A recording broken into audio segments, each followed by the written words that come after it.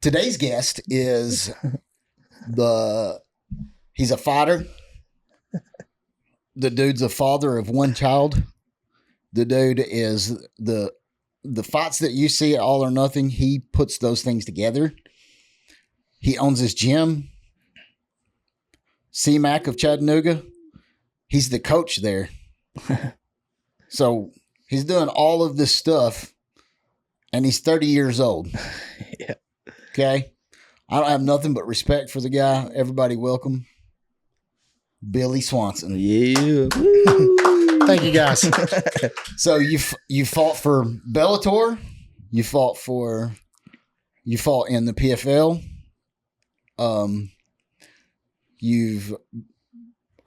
You're a very established fighter as far as that stuff goes, but is being a fighter or is coaching which one do you? Well, first of all, which one's harder, and which one do you like more? Harder. So I would say coaching's harder.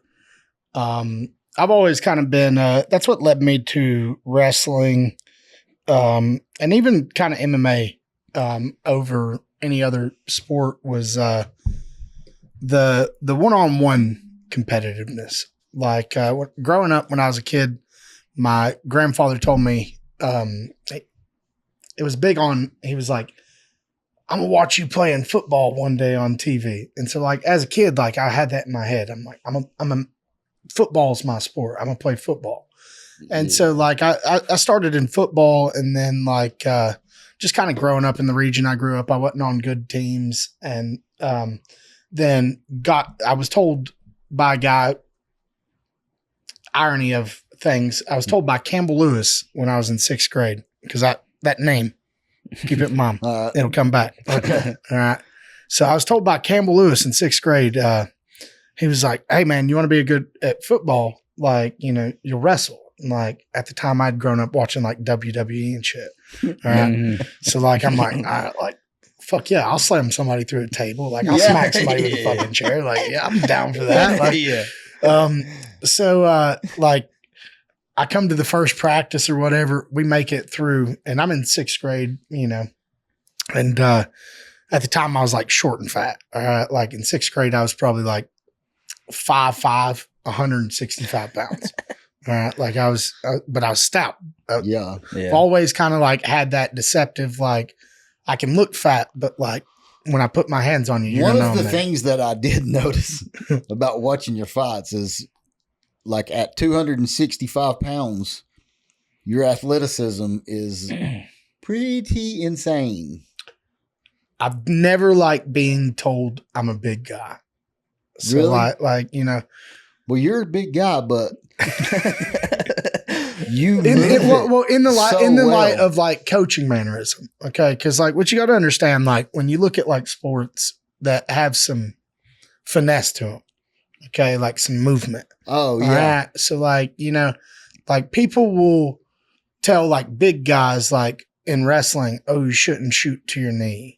Oh, you shouldn't ride legs. Because you're a big guy. You're a big guy. Big guys don't do that. And it's like, no, motherfucker, just because that fat ass over there can't do it. Like, you don't know me. And that's kind of like something that just that statement alone is something that's kind of really fueled me in life. And like, a lot of different aspects, like people will make jokes, talk about me. And not like the funny thing about me being me is like, I've always been like, I'm the second youngest of 7. Like I love my parents. They did the best they could, but like, we didn't grow up super wealthy. Yeah. Okay. So like, I've always like, I've known what it's like to be poor and like grow up on hand-me-downs and stuff, and then have different people like pointing that finger in my face, like, "Oh, you're white trash. You're always going to be white trash." And it's like not funny because I wish everybody well, but like the irony of it is the same people who pointed the finger in my face of like, "Oh, you're never going to do shit. You're going to be in the trailer park your whole life." Well, they now live in the trailer park, and like, I own 3 businesses, like between myself being a professional fighter, the gym, and the show. Like they're doing pretty well, like, So like, That's something that's kind of always fueled me, is like the more somebody kind of points that finger in my face, I'm like, all right, like I'm going to make you eat every word you said that was negative. And so like, growing up, you know, it was always like, you would, as the poor kid, you see all these other kids because their parents got money and they've got, you know, the privileges. Yeah. People talk about like white privilege, where, you know, like if you grow up in the trailer park, you don't have white privilege. No, you don't. Like, you know, you watch some real shit in the trailer park. And so, that's just the white projects is all no, that is. No, and that's why, like, man, I've always kind of, you know, I tell people I'm like a gypsy in a way. Like, it doesn't matter what walk of life you come from. Like, if you mean well and you're trying to do well, I give you the benefit of the doubt. And like, you know, like you look at some of the people that have come on here that are at the gym, you know, like Matt's background, like some people would have seen that and been like, okay, yeah, bro, like you can get the fuck out of here, because like, I don't want that image coming across from my business. Yeah. Like, you know, that might scare off some parents with their kids. And but it's like, look at what he's become right now. Who is Mattson right now? Look at what he's become. Most people would have said, hey, you're 30 years old. You're a ex-convicted felon. Like, you're done. Yeah. I've got him in 2 years. His name is a big name in the Southeast. Yeah, bro. And he's a monster. He'll fight anyone I put him against. And he's got his head on right too, bro. He really does. Well, it's just kind of like, that's the philosophy I have with it. Like, you know, in fighting, you could either be the chump that only fights the bums. Like, okay, man, I'm the king of the bums. Like, if I know I'm going to beat somebody's ass before I ever step in the cage with them, like unless I'm just collecting like an unreal payday, what's it really doing for me? Yeah. And so like, cause even like the real matchmakers, the real promoters, man, they see this. Like, okay, this guy's 6-0 fighting 0-5s. Like, you know, what's the point of that? Like, you should win that fight. Yeah. And that's kind of also like the technique of like the standard in which you should hold.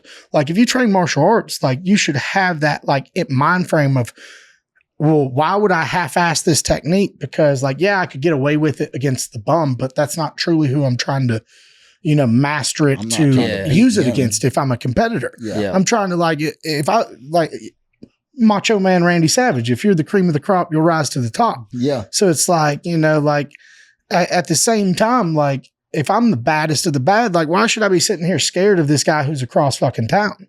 Yeah. Like I shouldn't run from him. Like, especially if I'm an amateur, it does me no good in a like career standpoint to sit here and run from these matchups of tough matchups, like, and be scared and try and protect your record. Like, cause when you go pro, it's wiped clean. Yeah. Mm-hmm. And like, I promise you, if like the first time you've ever experienced that, like, oh man, this guy trains at a big gym, like an American Top Team, or, you know, Sanford MMA with Henry Hooft, and like, you know, like the first time you have one of these big matchups, like you're going to wilter away because you're going to be scared shitless. Yeah. Like, and like, that's the big thing that you got to understand. It's like, so why would you not prepare yourself and truly set yourself up for it? And then during your amateur time, that's what you're there for, is to learn how to do this stuff, take your L's, learn from them, right? That's kind of what you're there for. And then if you show up, you get to the big leagues somehow and you fought 8 bums, like you said. I'm only calling them bums because you did. I don't know any of these people.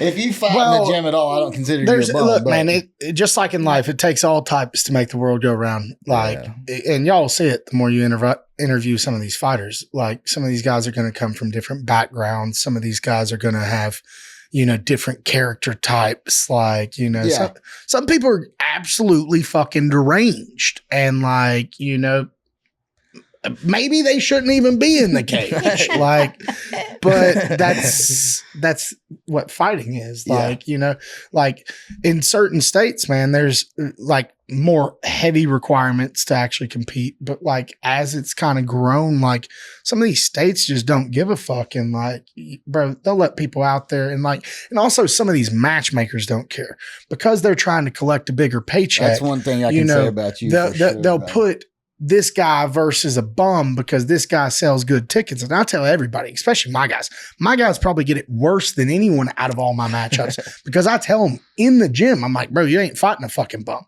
That ain't what we do. Yeah. Like, you want to fight? Like, you're going to fight somebody tough. Like, I know what your level is. I'm going to tell their coach probably more than I should, honestly, like just to explain the matchup. And then they're probably going to, sometimes it happens, they're probably going to lie on the matchup because they want their guy to have an easier matchup. Yeah. And, you know, if you're ready, you're ready. If you're not, you're not. Like, you know, like. And if the other coach lies, then you take your L and you learn something from it and you're not out anything. As I said, man, it takes all types to make the world go round. You know, y'all had Riley on here.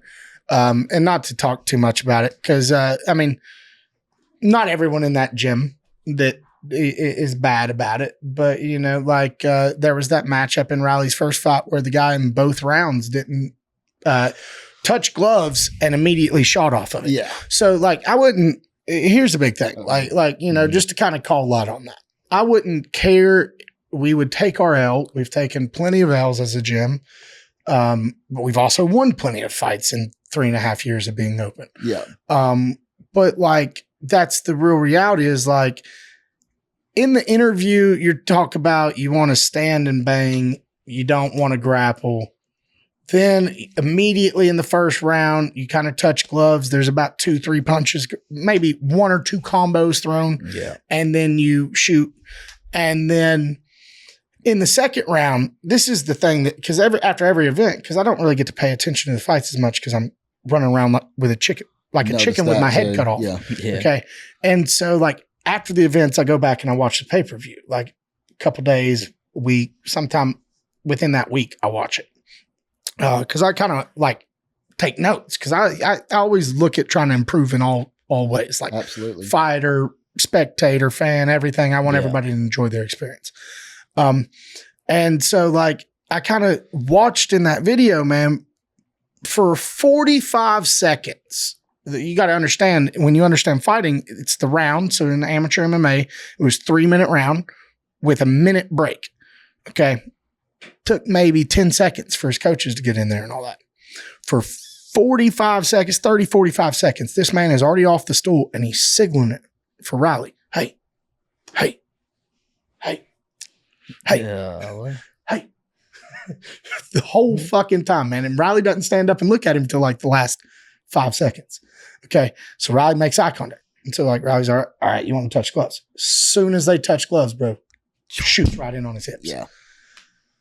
Then what people don't understand is behind the scenes, okay, he was about to pull out from the fight about a week and a half out. The guy had more experience than Riley and was telling his own coach that he didn't feel ready and then was making posts after he won the fight and did some cheap shit like that. Quote unquote, he wasn't ready, doing shit like that on Instagram. And bro, it pissed me off. Like, look, man, we'll take our L's and stuff. But like I said, it's not to throw any shade towards that gym, more or less that person. Yeah. Like definitely like, man, we're not the ones. Like I literally messaged that coach. I was like, look, dog, he wants to talk some shit. Like we'll roll up as a fucking pack. Like, don't think I won't close the gym. We roll up 12 deep and let us do some cross training and really, like, we'll see if you're about it. Like, don't talk some shit if because I mean, we were the unexperienced guy fighting the more experienced guy. Yeah. And then all, like that. Bro, all the cheap shit that led up to that. Like 2 weeks out, you're about to pull because you say you're not ready. You touch gloves and shoot both rounds. You know, like it was just like, just be about what you say you're about. That's the biggest thing I can't stand because it happens in coaching too. Like where you'll have these guys who will, because some of these guys are older, you can't really fact check them. Okay. Oh man, I used to do this back in the day. I'd have been in the UFC if I didn't open a gym. Well, man, that's a bold ass claim considering you ain't ever fucking fought.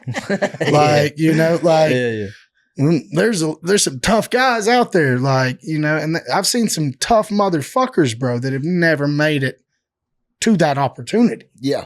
Just because people don't understand, like fighting is a business in itself. So like if you don't have the following, you're brought in to lose the fight. Yeah. They're trying to feed you to somebody. Yeah. So you got to fight all these fucking monsters until they can't refuse you the opportunity. Yeah. If you got the following, they'll give you the can. They want to boost you. Yeah. All right. And so that's crazy. That's the thing about the business of it, because they're going to make more off the person who sells more shit. That's right. Yeah. Yeah. So like at the same time, like if you don't have a following, okay, if you're fighting regionally, you probably don't have a following. Right. That's right. Yeah. you know, it's kind of, let's be real. Like, Yeah. you know, if you had a following, you'd be like Jake fucking Paul and start off making $1 million. On all of 100%. his fights. Bro, that's insane. And Yeah. like, you know, and then because you have stuff like going, which kudos to Jake Paul, you know, Yeah. can't Oh, fucking yeah, argue. no, you Man, can't I wish knock I it. could do it. Like, 100%. Yeah. I'd be set. Yeah. Instead, I Yeah, got to take fucking 4 and 5 day notice against monsters who've been training for 6 months. Be like, hell yeah, let's cut 20 pounds in 4 days and let's go fight this dude. motherfucker. Like, you know. Let's go up here feeling like crap, dude, dehydrated and everything. In the middle of COVID too. So I didn't have COVID personally, but the protocols with COVID, that was the dumbest Yeah. shit, bro. Oh yeah. I bet Like, it was. it's like, dog, I took that shit on 4 days notice. You're telling me you don't have the money to immediate test me when I get here. Instead, you like make me sit in the room for, not to shit on them, because I appreciate the opportunity. It was good pay, and Yeah. you know, I'd take it again. Right Yeah. now. Like, yeah. but you know, so the backstory of that, I fought Marcelo Gomez. The dude's training for the event for like 6 months. All right. 4 or 5 different people pulled out, booked it, pulled out, booked it, pulled out. So this motherfucker's getting ready. Okay. Yeah. He's in like one of the best gyms in the world. All right. I think he trains at like ATT, American Top Team. So then I accept on 4 days notice. And they call me, I've got to cut like 19 pounds in 4 days. And so like I just ate like $20 worth of Taco Bell when they called me. And so it was the most, long story short, 20 minutes ago, bro. but here's the irony of like, I believe like you speak stuff into existence. Okay, man. You know, people used to laugh at me when I first got started in this and like make fun of me and ridicule me and be like, cause I had this quote, like I would say, I'm one of the best in the world. I just got to show the world one fight at a time. And so like people would laugh at me. Oh yeah, look at this fat ass. Like this motherfucker's got titties and he's saying he's one of the best in the world and, you know, saying all this shit. And like, then I just kept going out there and beating these good fighters. When you're and an amateur, like, for sure, dude. yeah, you You're know, just like I was like, rolling them. bring the baddest motherfucker you think that's out there. And I was like, Yeah. I'm gonna show you that he's a bitch. Yeah. And like, you know, I did that for 10 fights in 2 years. I was 9-1 as an amateur. The one person I lost to, it was my 3rd fight. I literally, bro, I half-ass trained. I was training like 2-3 days a week, still like first fight at actual heavyweight. And I fought this guy from the Black Zillions. Okay. And this is, if you know anything about the Black Zillions, at that time, this guy was the dude that warmed up Rumble Johnson when he fought DC for the belt. Yeah. Okay. So think about that. You know, this Yeah. is the guy they've got there warming this dude up for a fucking world championship fight. That's All right? insane. I Yeah, fought it is. him. Yeah. Okay, well, at the time, I had never sparred a southpaw.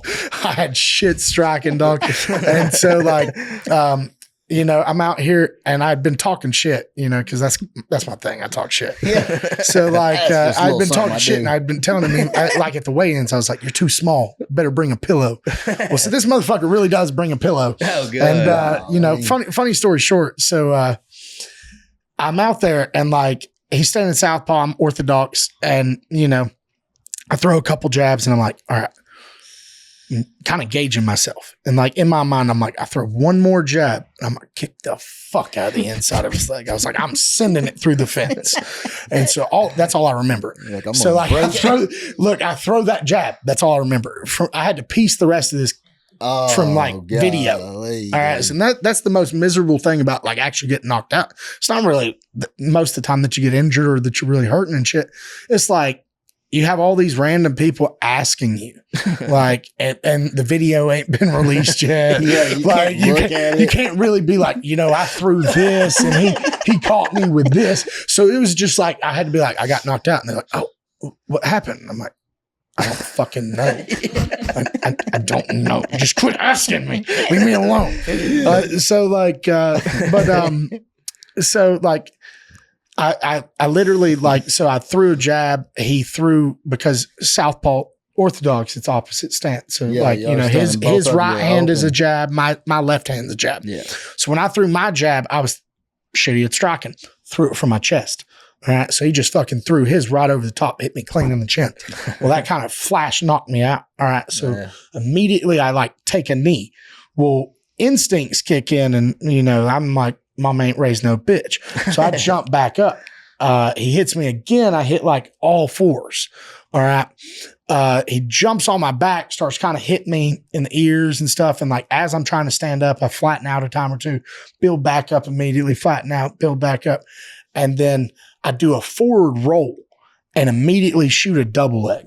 And when I do, I come to the ref. He's pushing in my collarbone like this, pushing me off his legs. And I've got both him and my opponent's legs wrapped up in a double leg like this. I took them both down. And so I've got them both wrapped up, and he's like, Billy, it was a flash knockout. And I'm like, the fuck's that mean? I got you on the ground, bitch. Let me fight. And I said, no, but that's the thing, man, because it was humiliating. So it was it happened quick, because it was that happened in I want to say, don't get me wrong, but something 13 seconds or some shit. I went out there, it was kind of like Riley's situation. Dog, you're warmed up, you're ready to fight. You come back too, and you're like, what the fuck happened? Bro, I'm ready to beat this dude's ass. No, don't get off me. I'm ready to fight. I'm good. But so it was a humbling experience, man, because at that moment, in fighting, I just faced a lot of negative adversity. So at that point, I was 2-1. And I had so many people I grew up with, start just coming out the woodworks, talking that shit. Oh, we knew Billy was going to lose that fight because Billy had boobs and that guy had a 6-pack, and, talking all sorts of shit. And then, also had negative adversity from girls I'd never said a foul word to, talking shit because my nickname was Big Sexy. Oh, he's just so arrogant going by that. Look at him. He's big, ugly, all this shit. And I'm like, really? I didn't choose the nickname. My teammate made me go by this shit. Now you're ridiculing me too. Well, fuck you. Exactly. No, 100%. So that was another thing we were going to talk about is that is your nickname is Big Sexy, and I think it's pretty fitting for you. You know what I'm saying? I don't have no hate in my heart. I think it's pretty fitting. Yeah. Big Sexy Billy Swanson, son. I like the flows. way it rolls. It flows. And then the fights that I seen you in, you had a little bit of a mullet going. And I did have the mullet, but it was a bit of an upkeep. And then everybody and their brothers started getting so that's the thing about my mullet. I think I started that. So y'all did y'all see the red vest video? Yeah. So I was actually gonna bring that up in the when I was introducing you, and I kind of shied away from it just a little bit because I didn't know if we'd want to talk about it. I don't give a shit. Any publicity's or good publicity. Bad publicity. Look, I used it the other day as a video on Instagram. I remixed it and put it to that song, Yeah, Glow. No, so that was right at the beginning of kind of the mullet. So I was telling people before I got that haircut, because I've always especially with fighting, I think about you should stand out. And when I kind of embraced Big Sexy, I was telling y'all before we started this, I was going to go with Big Billy Swanson, because at the time I'm 300 pounds. And a good friend of mine, Jesse Grun, Jesse Top Gun Grun. All right. Yeah. Hear that We're flow. back. Yep. All right. So, Jesse, he was like, no, man, it should be Big Sexy. And I was kind of real shy, fucking self-conscious, no, man, no, not Big Sexy. All these coaches there's nothing sexy about bro, I'm about to be out here in spandex and have rolls over the spandex. Shut the fuck up. And he harassed me at practice with it. Every time I'm I think because every time I'd come in after that, he's like, you going with Big Sexy? You going with Big Sexy? And he'd give me shit. And so finally, after 2-3 weeks, I snapped, and I'm like, man, there's nothing sexy about me. Why the fuck you keep doing that? And he's like, he laughed and like he's giving me shit. And he's like, Billy, it's an attitude. Just embrace it. Fuck them. Yeah, embrace it. Yeah. And like, man, I kind of. How old were you when you got that name? 20, 21. Okay. So like, because that was kind of around the start of my career. Like when I first started, see, one thing that I've always kind of coached. So like people don't realize like, yes, I've only owned my gym for 3.5 years, but I've coached wrestling. So I've wrestled now for almost 20 years. I've coached wrestling for almost 18 years. Yeah. Okay. So like, or now I've wrestled for about 18. I've coached wrestling for about 16. So like from the time I started wrestling, I ended up like after I got decent, I would go back and I would help other kids and like the younger kids, just because the round gym in Saudi, I grew up in Saudi wrestling. It was kind of like my home away from home. Yeah, and so I've helped out coach. I've kind of made those mistakes and kind of like where some of the people who get into coaching, only get into coaching for like a paycheck or because they were a failed athlete or, hey, this will give me, or like same with teaching, like, hey, this gives me summers and weekends off. Like, and I don't really believe in that. I think truly you should have passion for it because it like when it's same philosophy with anyone working on my staff or like coming in to coach at my gym or even really coming in to train. Like if you don't want to be there, don't. Like I'm not going to beg you. It's not one of my core values. I don't beg for shit. Yeah. And like I look at it like if you want to be there, you'll be there. Like it's a waste of time to, especially in something like fighting. Yeah. Like I shouldn't have to hold your hand to get you in the gym. Because then I'm going to spend the first 30 minutes kind of corralling your attitude.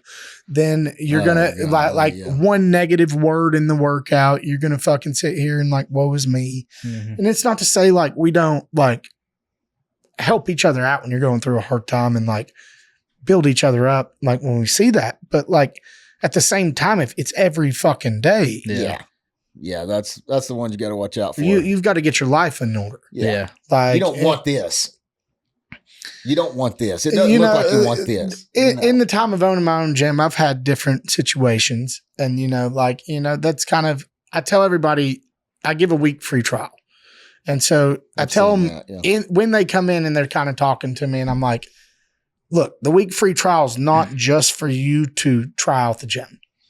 The week free trial is also for me to see your attitude, see your consistency, see your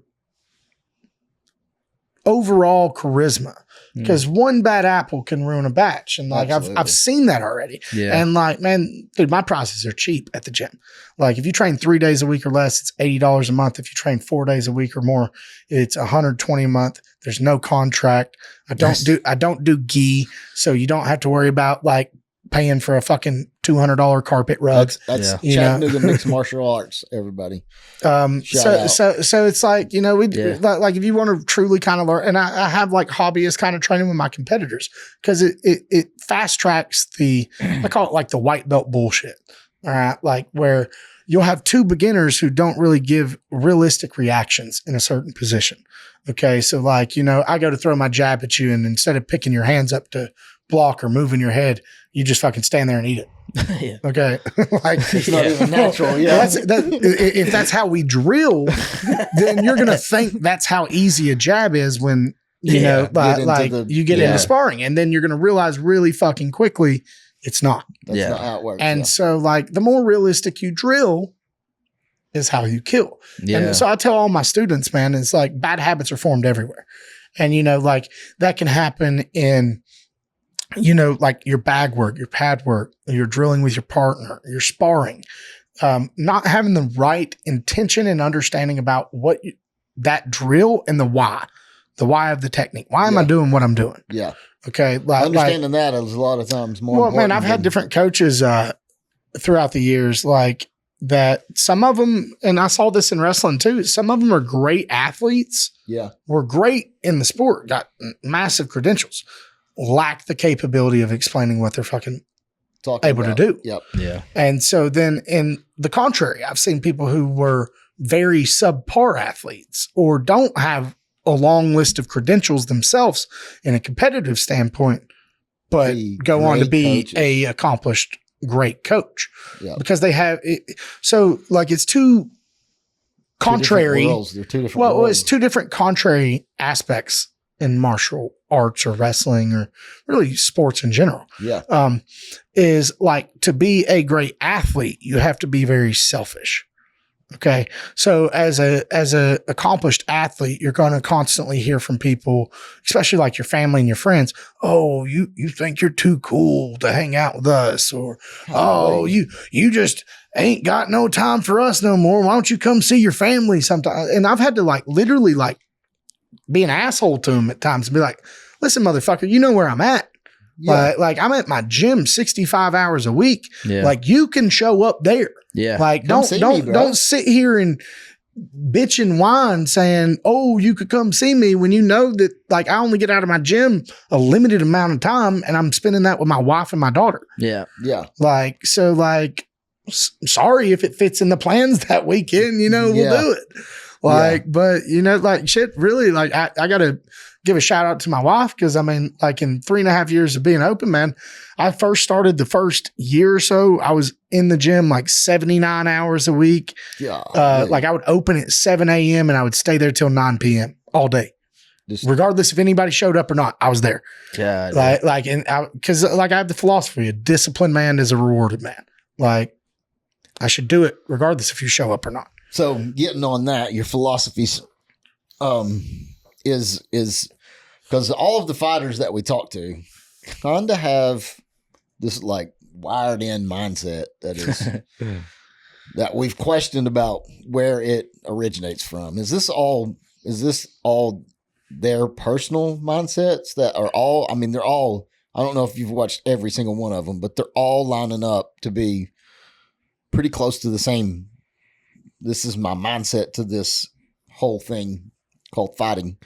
And I'm wondering if that comes from you because we've only interviewed guys from your gym, or is this something that... So you'll see that in different gyms, one, you know, and that goes, not to quote myself the whole damn time, but, you know,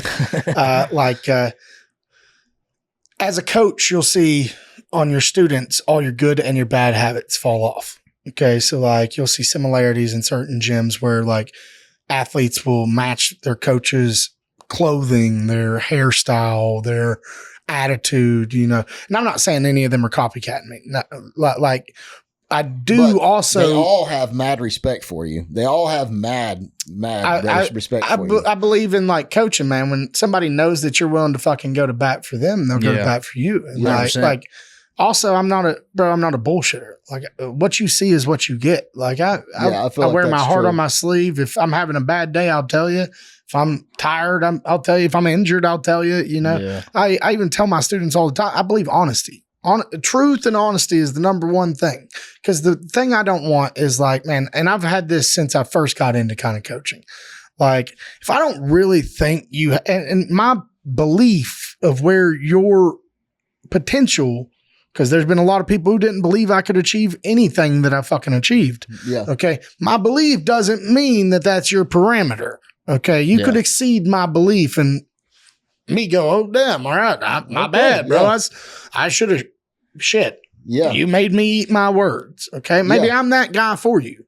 All right. But like I don't believe in like misleading people. And so like I hit people with like brutal honesty. All right. Like, and you know, also like I believe there's power in the words in which you say.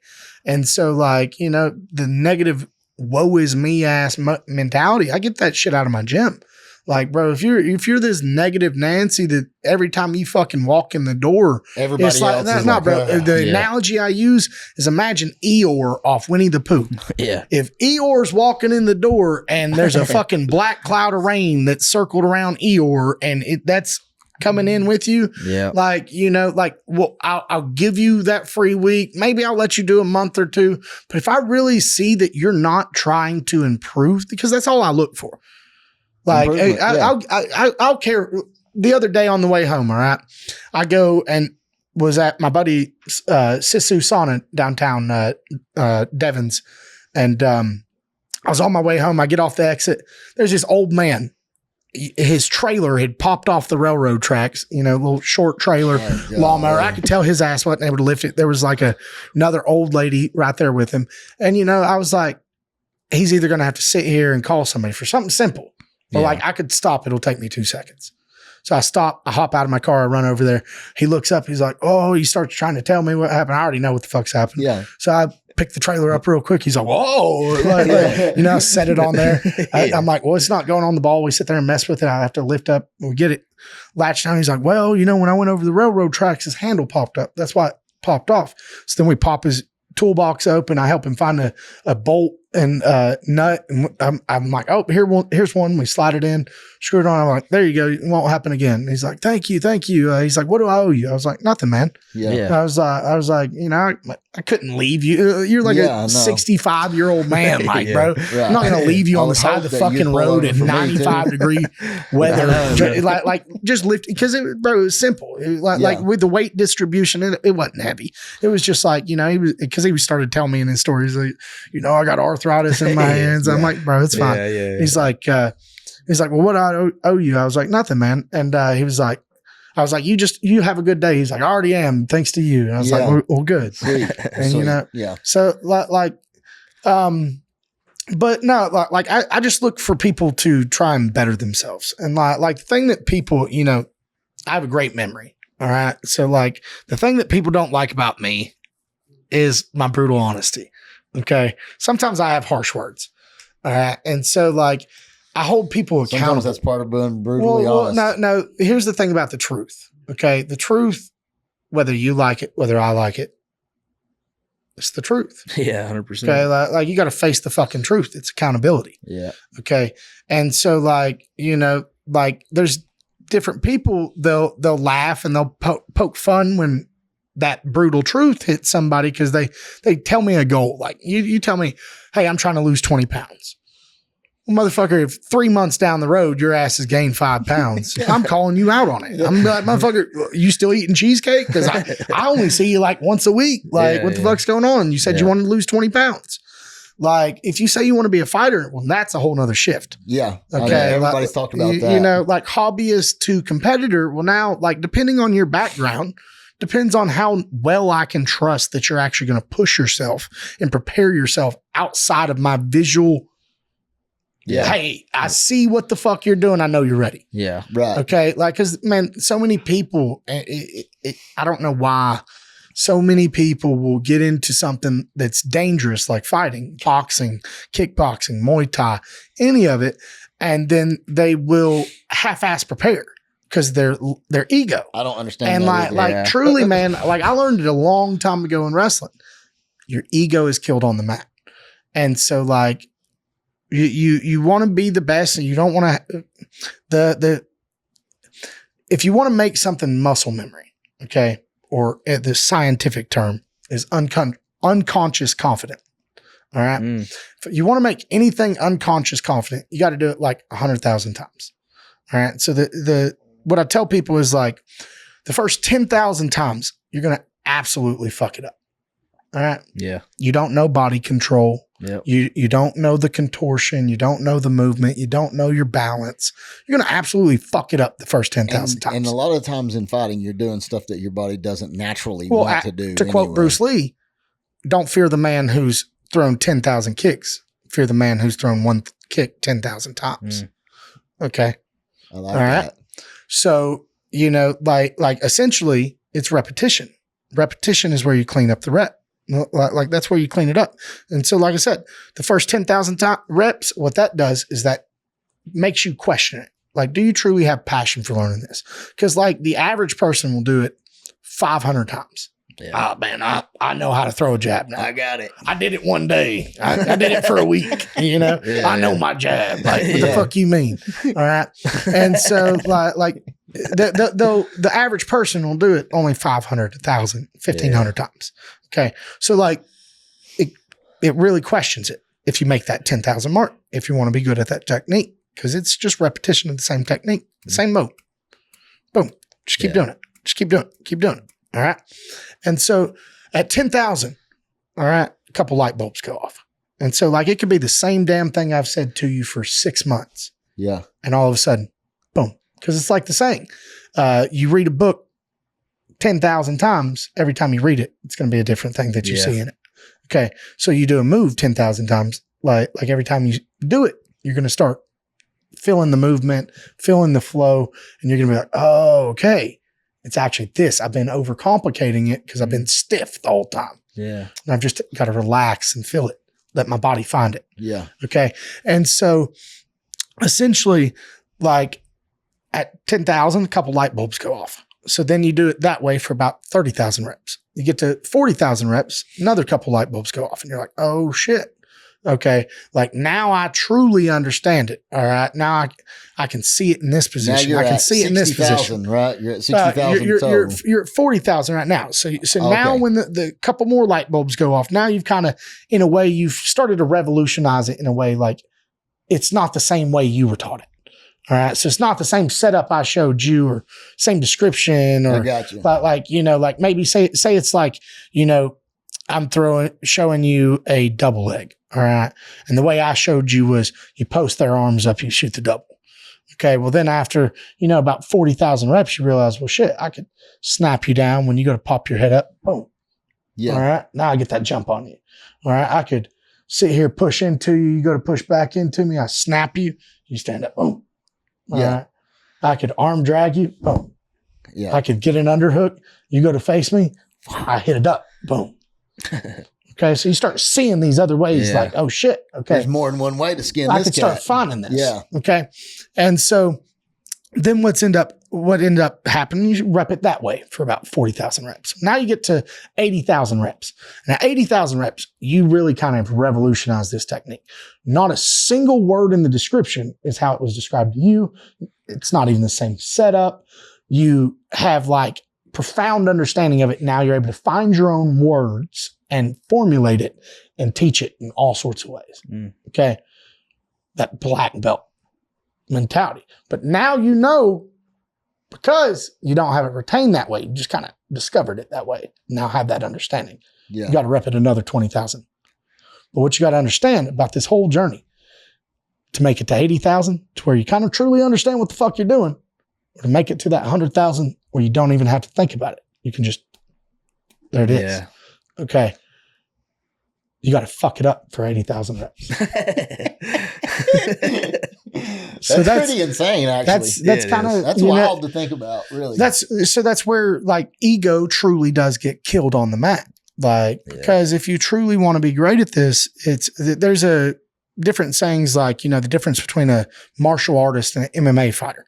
The MMA fighter is only going to train when they got a fight coming up. So like a 6-8 week window.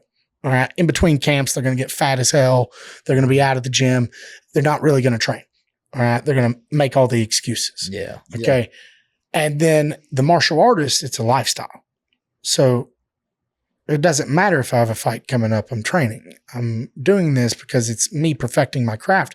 Because realistically, like some people get into it because they want to be the Conor McGregor and like, like don't get me wrong. We all want to make millions from it. Yeah. But like, at the end of the day, like really like what gets most people into training martial arts is truly because either they were in a situation where they got their ass beat and they were like, man, I was really defenseless in this position. And like, luckily I didn't die.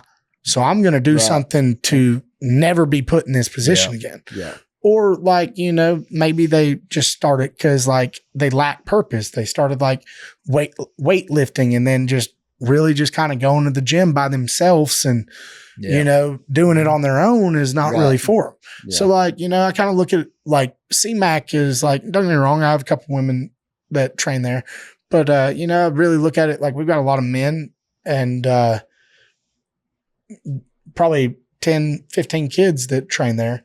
And, like we look at it like a band of brothers, like, like because of some of the drama, like, like, I really don't look at like people trying to have relationships and shit in the gym because like, that's just, there's a saying, man. And I kind of came up with this one. You don't shit where you eat because eventually you wind up with shit in your mouth. Yeah. And so like, you know, like when I say we're a family, I ain't trying to fuck my sister. Like, you know, so it's like, don't come to the gym looking for a relationship. It goes back to like, you know, I shouldn't have to hold your hand and you should come in with the right intention. And so like the people who come in with a bad intention and like I'm good at reading people, you know, that due to my personal life, my coaching experience, just I've gotten good at reading people. Yeah. And so like, if I get that read that you're not truly there to get better at martial arts, or you're just a disrespectful asshole to the coaches, or you're malicious and you don't have any self-control and you won't slow down to learn control, and you're trying to hurt your training partner, like, nah, bro, you can get the fuck out. I don't need anyone's money. Like, not that bad. No. Yeah. And like, man, that's kind of what got me to start All or Nothing, was like, man, like trying to run a gym and having different like trials with like the gym and like different bad months. And cause you know, when I first started out, I didn't have people on contract or auto draw and shit. Yeah. And then like, you know, it was just different. Luckily the first building I started out, you know, it was very inexpensive for me to, cause it was a shithole. Yeah. It was expensive for me to start out. And that's what you start out at. Yeah. Right, man. You gotta get it how you get it. 100%. And so, but that's the thing is like, there was just different situations that, you know, it's kind of like made me have to learn the hard way in business. Like, you know, first landlord kind of, you know, had some bullshit wrote in the lease that I didn't read. And like, but he had said something else in text, and then fucking every time it rained, it was leaking through the roof and fucking flooding the back side of the gym. You know, so I can't tell you the number of times in the first 2 years I'm in there with fucking fans at 6 a.m. fucking drying the mats, drying the floor. Cause Jada will tell you, like, every time it would rain, I'd wake up like, fuck, it's raining. God, like, you know, and there was nothing I could do about it. And like, cause you know, honestly, like, I've felt that before. Not to go too much into it, because, you know, hopefully he's doing better. Yeah. But like, you know, like I used to be out here in Cleveland. Now my name is well known in Cleveland from the gym that I used to coach at and fight out of. Like, it was American Killer Bees of Cleveland. And like, just, you know, some bad shit happened. Gym closed. Like I said, I kind of hope he's doing better now. Yeah. But, you know, like, it led me in a moment where I didn't have the money. And like, man, like I said earlier, I don't beg for shit, but I had to go around and beg people to believe in my vision. Like, hey man, you know, I'm going to build this gym. It's going to be like this. It was the middle of COVID. It was 1 year into COVID. And so like, they're like, well, and some of these people were my sponsors at the time when I was fighting. And so like, I'd go in there, I'd pitch this out to him, give him this big spiel. And like, I didn't even have an iPad or a computer at the time. So I wrote out on like 30 pages of notebook paper in this fucking folder, like, you know, my business plan, like drew out, like, I'm a shitty artist, drew out some shitty like shirt designs and stuff. Like I went through this whole like business plan, like, and, you know, I took it to like these potential investors. I pitch them my idea. And I'm like trying to be like, you know, I'm telling you, it'll be successful. Oh, you know, Billy, all these other gyms are closing right now. What makes you think you'll be different? I'm like, I'm telling you, just please. Yeah. No, I don't think we can. Yeah. Finally, I get a couple people that invest in it. One of them's a good buddy of mine, Dylan Aislinger. And you know, now my dad has actually bought out, you know, the other guy. There was just some differences. But business happens. Yeah, you know. But like they invested, and luckily one of my members, you know, kind of blessed me to kind of be able to get the money to lease the equipment. And there we were. You know, I started the gym. Just, man, a lot of different struggles in different lights, you know, like, cause you know, it's like we talked about, you know, I've fought in Bellator and PFL, but like truly, man, it's a weird thing. Like, people don't realize the negative energy behind fighting, like, and having to get out there and compete. Like if you're having to like sit here and kiss this dude's ass for opportunities, or, you're selling $10,000 a show and, they're giving you some bullshit ticket commission, like fucking $600. Like, dog, I sold your event. Yeah. What do you mean you can't pay me more? Yeah. I know. And so like, it was just different situations like that you have that kind of start happening in that light. And it's like, damn, like this really ain't worth it. Like, bro, I could sit here and coach private lessons for $50 an hour. Yeah. Like, why would I get out here and fight this UFC level dude for $300? Right. And then even at that, like people don't realize it costs money to compete. So, like you've got to get licensed and different states require different shit, stuff, know, and some of them are more strict. Like you go to like California, New York, you got to get like CT scans, like EKGs, blood work, physical, eye exam, and then pay them a licensing fee. So you're talking about like, bro, you're paying me $300 to make weight, but it's going to cost me without insurance $2,000 to get all these fucking tests. Yeah. Like, wow. But it's on the UFC Fight Pass. Yeah. I mean, cool, man. Cool. I know. Yeah, let me come in really here and fight this fucking Goliath for fucking negative $1,700. The CTE is so worth it because I'll be a highlight reel. Like, but like, but like, right there, right? but that's the real light of it. It's like, like I'll fight anyone in the world. I've already shown that. I'll fight on 4 days notice, 5 days notice. The guys are 7-0, 8-1, shit like that, But like I'll fight anyone. Like it doesn't matter, but like pay me fairly. So seeing all these fighters get kind of crapped on, is that kind of what made you decide to start A&F as well, or was that 100% your idea? Where did that all come from there? So it's been an idea of mine for a while, man. And one thing is I don't want to speak on too many of those ideas because some of them are still kind of in plans and like, could grow to fruition in the future. I got you. But like that ain't gonna keep us from trying to get them out of it. No. I'm going to talk about some of them, but like I'm talking about like there's still some stuff like way future plans. Well, I've learned, man. Like it's like you don't tell your dreams to everybody. Yeah. Like a small mind will crush a big dream. 100%. Yeah. And so like the gym had been open, and irony of, just small world. Back when I was more active before, I opened the gym, Peyton Evans, shout out to Peyton Carly Lenz. She's one of my main videographers for All or Nothing. She does amazing work. She's phenomenal talent. She also, she's like one of the videographers for IMPA, who's PFL's, I think welterweight. He's actually fighting tonight. And on PFL tonight, IMPA. But Peyton does a lot of videos for him as well. Okay. They, family ties and, Jennifer and her mom and all them, and Mark, her dad. So Mark and Jennifer, Evans. What's their last name? Evans. Okay. Okay. So Peyton, she's the videographer. Okay. Mark and Jennifer are my partners and All or Nothing. Okay, so really it's like Mark is my partner, and then I befriended her because she was friends with all of we ended up being friends on Facebook, and she was saying, I can't wait to meet you guys or whatever, but I didn't know exactly who she was.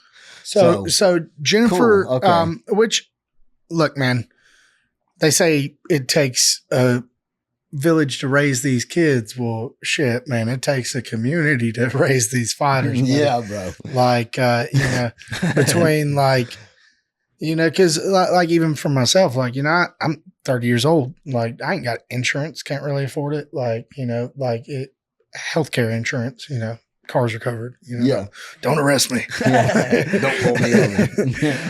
But no, that's the thing. It's like, so like a lot of fighters kind of struggle financially, and and then on a regional level, you're kind of forced to fight these monsters for bullshit pay, or like kiss people's ass, or get like these becomes a popularity contest. or maybe you don't live as close and sell as much tickets, so like you've got to fight the fucking monster every fight, and it's not truly a fair fight for you. You never get really a fair opportunity. Yeah. I don't really believe in that, and so like I saw a lot of that like coming up. And then I saw like how this kind of regional matchmaker kind of ran the monopoly locally.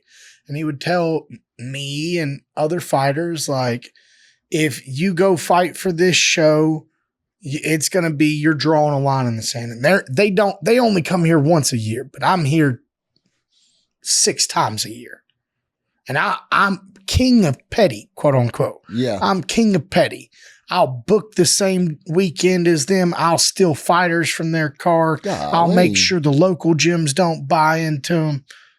I want all the fans out there to go back and look at All or Nothing fights. And I want you to notice 90% of the local fighters right there from CMAC. Yeah. Every fucking card. Yeah. We use people from out of state. I've got 6 fighters that are probably going to come from Nebraska this event. Oh, heck, dude. Yeah. Like, bro, and that's the thing. It's like, until I came around, no one could kind of shut this monopoly down. The king of petty won.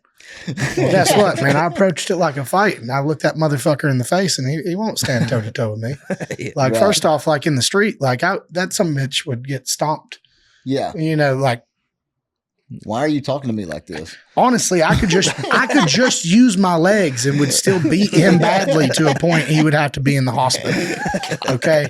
And so but that's the thing. This type of guy, like, he never trained, he never fought. But he would talk wildly to these men that would just fucking kill him. And the moment you put your hands on him, oh, you're sued. Yeah, dude. He'd ruin it all for you because he kind of controlled it all. Yeah. But so you had to kind of like, excuse my language, but suck his dick to get opportunity. Yeah. It's like, bro, like, I'm not going to get on my knees for anyone. Right. Yeah. Like, first off, I'll fight any motherfucker out there that you got, but you're going to pay me fairly. Yeah. And then At least cover the charges, bro. well, That's look, insane. man, I That's was insane. under the impression, because that's the thing, man. Some of these guys are really, really good with words. And that's the thing, man. You learn out there in business, there are no friends.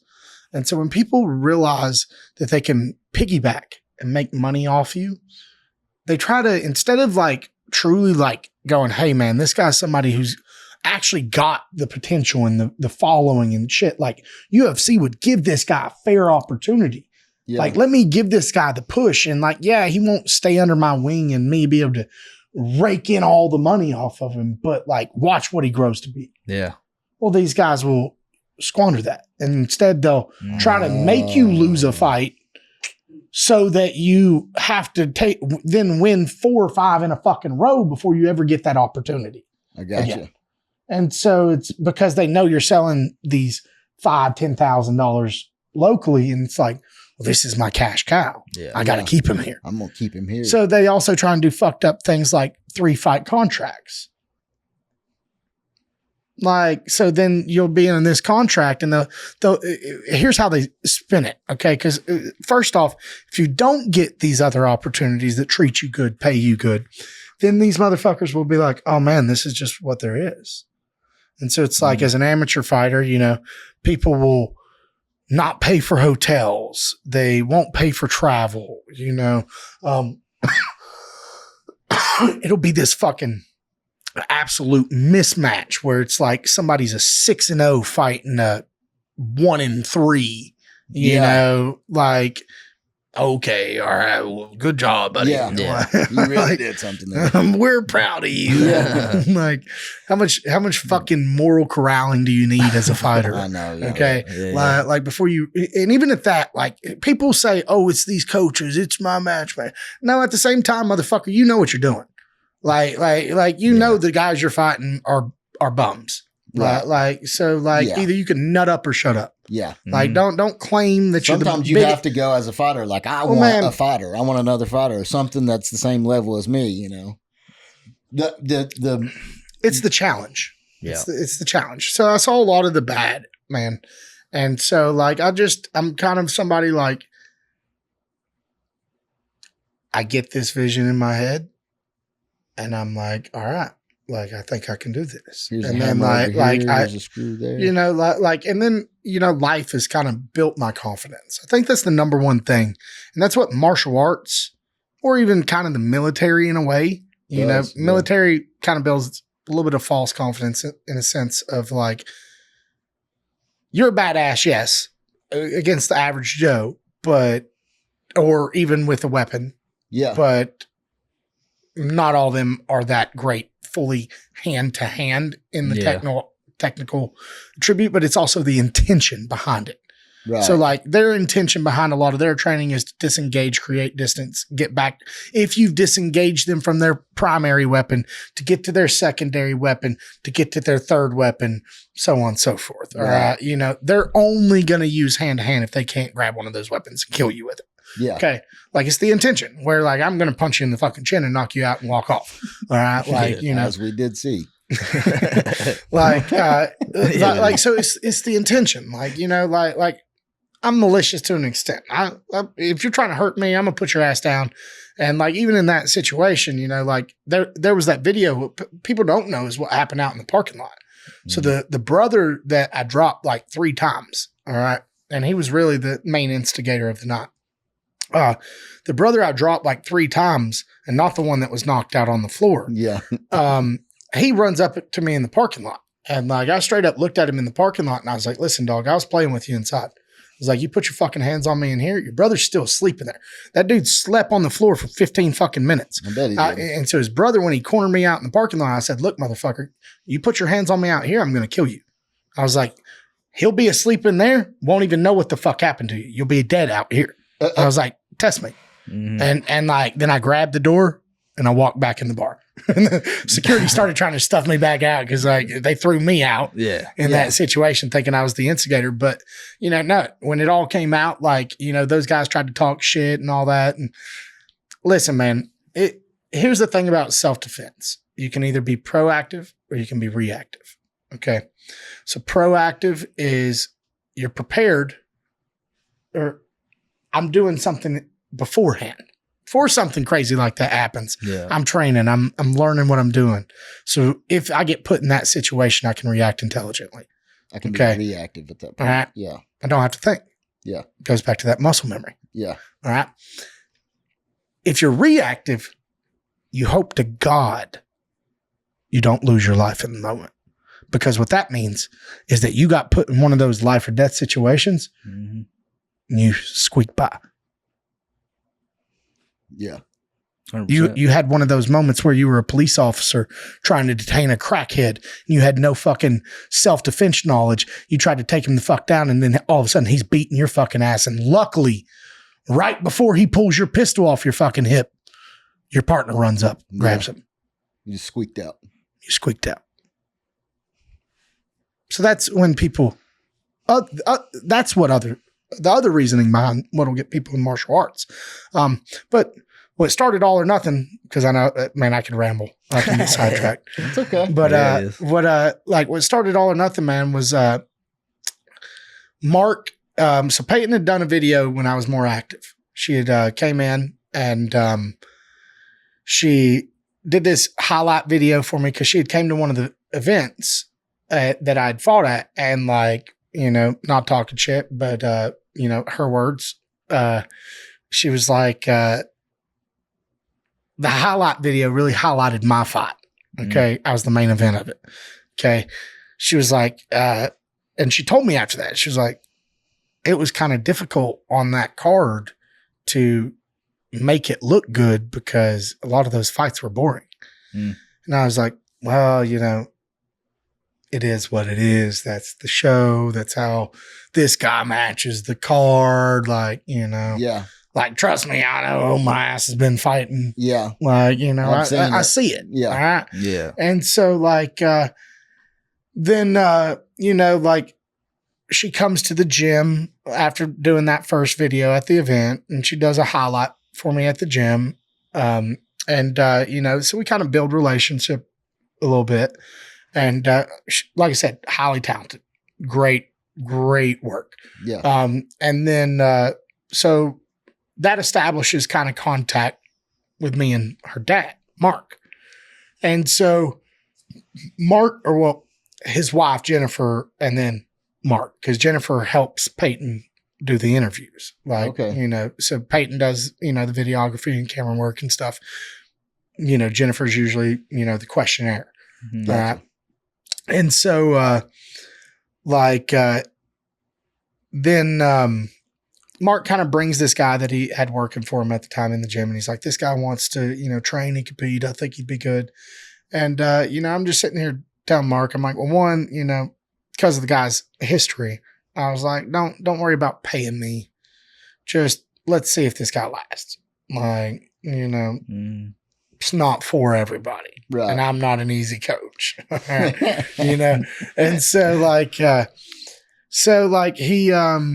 he's like, all right, but as I'm talking to that guy and kind of giving him the spill of the gym and stuff, and, same spill I give most people, about attitude, charisma, what I kind of look for, especially when you say the words competitor. Yeah. I'm telling him I'd like to start my own show. And, because at this point I'd kind of had beef with that matchmaker I was talking about. Yeah. Because there was a situation that came up. All he wanted to offer me was this dude who was 10-2 with 9 knockouts, 2-0 and that was in MMA, 2-0 in kickboxing with 2 knockouts, 1-0 in boxing with a knockout. I, at the time, 3-1. I 9-1 as an Emmy. Okay. I've got some fights, but but yeah, this motherfucker, you could look at a photo of him, tell that motherfucker was juiced to the gills and back. Yeah. Okay. Every steroid. I don't know what he popped for, but the motherfucker did pop eventually when he got a UFC opportunity. Yeah. Didn't even last 6 months in USADA and got banned, kicked out of the UFC. Damn. Okay. So they're offering me this type of guy. Hey, we'll give you $500 for making weight, $500 for if you win. Keep in mind, you got to get licensed, and that costs money to get these tests and stuff. So now really, you're pay for a hotel. Really, you're only getting maybe $200 if you've got good deals with doctors. Yeah, $200 to make weight, and then maybe you win and you get $500. So you collect $700, and hope that you've got these outside sponsors. Okay. Because that's where you collect some extra money as a regional fighter. Right. Is your outside sponsors. And that's what the matchmaker will tell. Oh, well, you should get sponsors. Well, that's easy for you to say when you don't make videos and give some highlights and let me get an interview and get my story out there 100%. So people can kind of connect with me. And so I kind of just saw all these things and I was never, even as an amateur, I was never the guy that was supposed to win some of these fights. So like I said, I got knocked out. Okay, well, right after that, I fought this guy who was 6-0. At the time, I'm 2-1. This guy was 6-0 and was supposed to go pro, and he didn't go pro. He stayed AMI because that fight fell out, and then the guy fought me. So they think I'm a fucking layup. They throw me out there. Oh, we're going to feed him. All right. Yeah. So then I go out there and, man, I knew the whole time before I accepted that matchup. Dude was an older guy.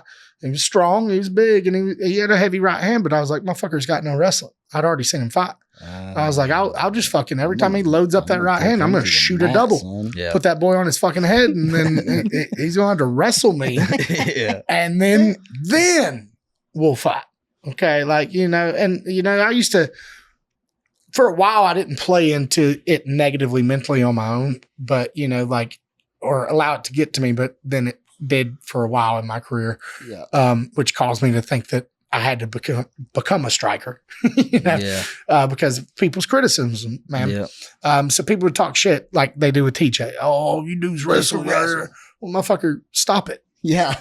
Like it is not my fault if you spent your life playing with balls. I fucking spent my life picking motherfuckers up and putting them on their head. 100%. that's your fault. Yeah. Like, it's MMA. And if you can't defend a double leg, well, motherfucker, you should go back to the gym and work on your wrestling. Yeah. And TJ's won both of his matches with wrestling. Or you should compete in something that is strict stand-up.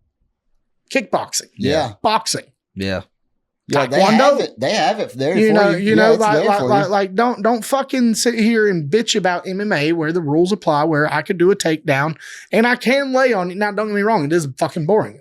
No one wants to see, and that's also what Dana will say. No one wants to see these people who are the nut huggers, so to say, where like you don't at least try to open up and hit people. Yeah. But if you've been around wrestling, honestly, if you've been around it at all, which I haven't been around it a ton, but he wrestled 1 year, and the two little boys that I have here wrestled for 3 years apiece.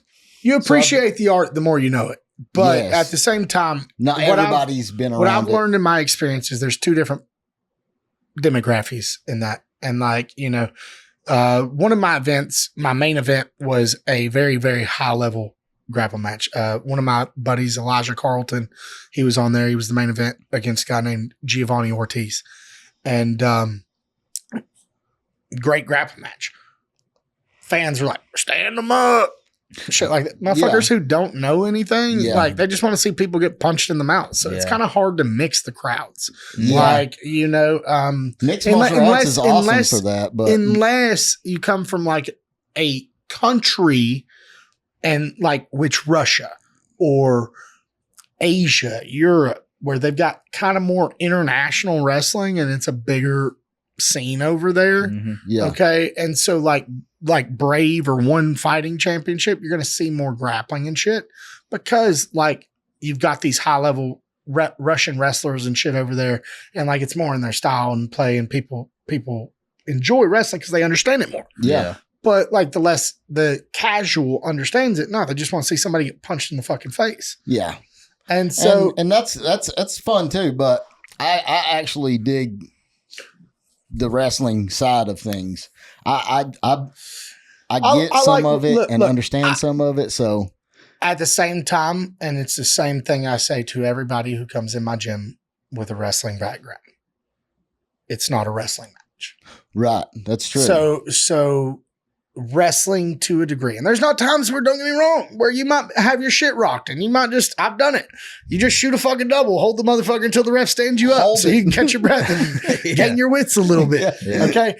But do not just for 6 minutes, 9 minutes, not attempt to finish the fight. Yeah. Okay. Like that's the boring type of grapple. Okay. And it can be like that. Don't let me run you against, and I've done it at different times because some people have been thumping my head or throwing some illegal elbows and split me and shit.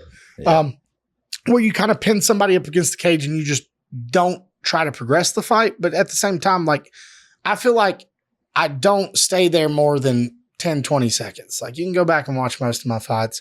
I'll pin you against the cage. I'll take you down. I'll hit you some. I'll attempt submissions. I'm trying to pass your guard. I'm trying to fuck you up. Yeah. Like, I'm not just trying to lay on you. Yeah. Like, now, that's the thing. And it doesn't always have to be every fight. Sometimes you got to get it how you get it. All right. Because like I said, there's some, especially at heavyweight, there's some explosive motherfuckers. And it only takes 7 to 12 pounds of pressure to knock you out. Boy. But that ain't much. Boy. Yeah. So like when you're talking about like law of physics, okay, like you're talking about a 265-pound man, that's like a 26th of your body weight. Yeah. Or less. Like, you know. Yeah. Like, so it doesn't take a lot. You just touch them. And, but it's fighting. pretty wild when you talk about that kind of aspect of getting knocked out. Because we kind of talked about that the other day. Is like, just because you're a bigger dude doesn't mean you're going to handle this punch better. It just means that you're a bigger dude. The stiffer they are, the harder they fall. Yeah. No, man. So size doesn't mean anything. You know, that goes back to what we kind of talked about a little bit earlier. I move, you know, pretty fluently for a big guy. Boy. Athletic boy. I'm telling you. The quote I tell any bigger guy that, you know, I coach or, you know, give advice to is a big guy that moves like a big guy is a dime a dozen, meaning you're 10 out of 12. You're common. All right. A big guy that moves like a small guy, 1 in a million. Yep. It takes that much more time. Oh, okay. wow. So like it's ego. Okay. So I'm bigger than you. So like, let's get real. A lot of big guys are either lazy and fucking inconsistent or they're fat. Okay. Yeah. So it's like I've got push your cardio and I can outwind you and beat you, or I outstrength you. Okay. And beat you. Okay. And so like that's the smaller guy's route to beating them early on. Well, like as they kind of progress, now they can use that size and strength to just kind of beat those guys and they get their wind about them a little bit, you know, after they've trained like 6 months and they'll just big man people. Yeah. Okay. Well, if you don't truly learn the leverage, okay, the whys, why am I doing what I'm doing? Okay, well, this breaks down the power here. I'm trying to break this ligament or pop this ligament or break this joint, or, you know, I'm asphyxiating you with the pressure on the carotid artery with this muscle and this bone as a wedge. Okay, like if you don't truly break down the why and like kind of understand that in your mind, then you're just going through the fucking motions. Yeah. So like either you get it or you don't. And so as a big guy, like it's easier for them to big man people, get to these positions, use strength and just use power. And like people are like, oh, that fucking hurts. Okay. Yeah. Like, and then me coming from wrestling to also seeing like the common attitude in jiu-jitsu is like a lot of people who train jiu-jitsu, and this ain't talking shit because I bet some dominant ass jiu-jitsu gyms, like shout out to like Sean Applegate's gym down there in Atlanta, like that 10th Planet Atlanta. They've got some bad motherfuckers down there. And it doesn't matter what size they are. Like, you know, 100 pounds coming after me like a fucking spider monkey. All right. You know, but like that's the thing. It's like, people don't realize like it's all in mastering the art. Like the longer you've spent time in a position, the less you'll have to think about something, the quicker you'll react. And then it's also like depending on the rule sets that apply. Mm-hmm. Okay. So like, you know, like, all right, you know, there's things in sport jujitsu that people do because they get good at jujitsu. Like, you know, hey, I'm good at using my guard and sweeping people or catching submissions from underneath. I won't get good at wrestling and defending a takedown because I should submit you. Well, then they try and take that approach in an MMA fight, and that's ignorant. Like, because now you got that guy on top of you, you're carrying his weight. Y'all could be sweaty as shit. Like, he could easily slip out of it, pin your neck into the cage in a weird angle. And like, I know it from wrestling where your head goes, your body follows. So like, you know, like I pin you in an awkward ass angle, you can't really move. And now I start punching you. Yeah. You know, like on your feet, your body has a little bit of space in which it can absorb and travel. Okay. I pin you in the cage. No, like you're getting that all of it. Steel's behind your head, homie. Like with an inch of padding, it ain't much. Yeah. Like, you know, and like people think like the fence, like that's you know, Riley, and Shane and some of the different guys who, you know, bounced off the fence a little bit. Oh yeah. In some of their fights, you know, that they all made that comment about like, oh man, I thought the fence would be so much more like, you know, cushion and like it'd be all right. And like, no, man, I hit that motherfucker. Oh my God. Like, you know, I'm like, yeah, that's what you get, jackass. Don't rely on the fence. Yeah. Like, or like, you know, test it out a little bit before the event and move around. At least I was like, you were given the option to move around in the cage before the event. Like, you could have felt that. And like, but, nah, man. So like Mark came in, he kind of overheard the conversation, me telling that guy, like, you know, I'd like to start my own promotion. And like then like within the week, he kind of called me and he's like, what do you need to do that? And you know, I was like, well, fuck, man. I was just kind of talking. Like, you know, like I was just spitballing a daydream to you. Really. And he's like, yeah, but he's like, it really sounds like you know what you're talking about. Yeah. And I was like, well, you know, I was like, let me look into it. I was like, I don't know exactly what it would take. I was like, I do have a cage right now in my gym, but I got to make sure that it's regulation, yada, yada, all that.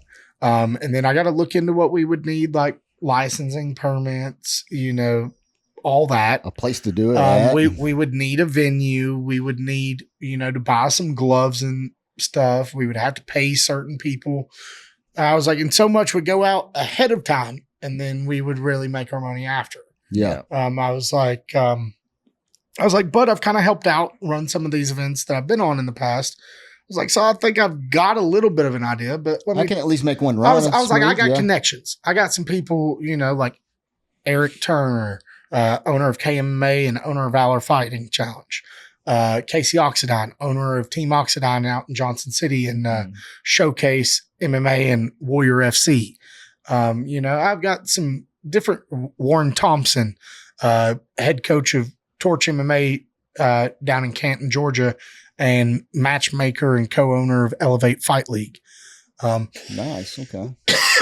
I've got some good friends that also run shows. And, I helped Warren start his show.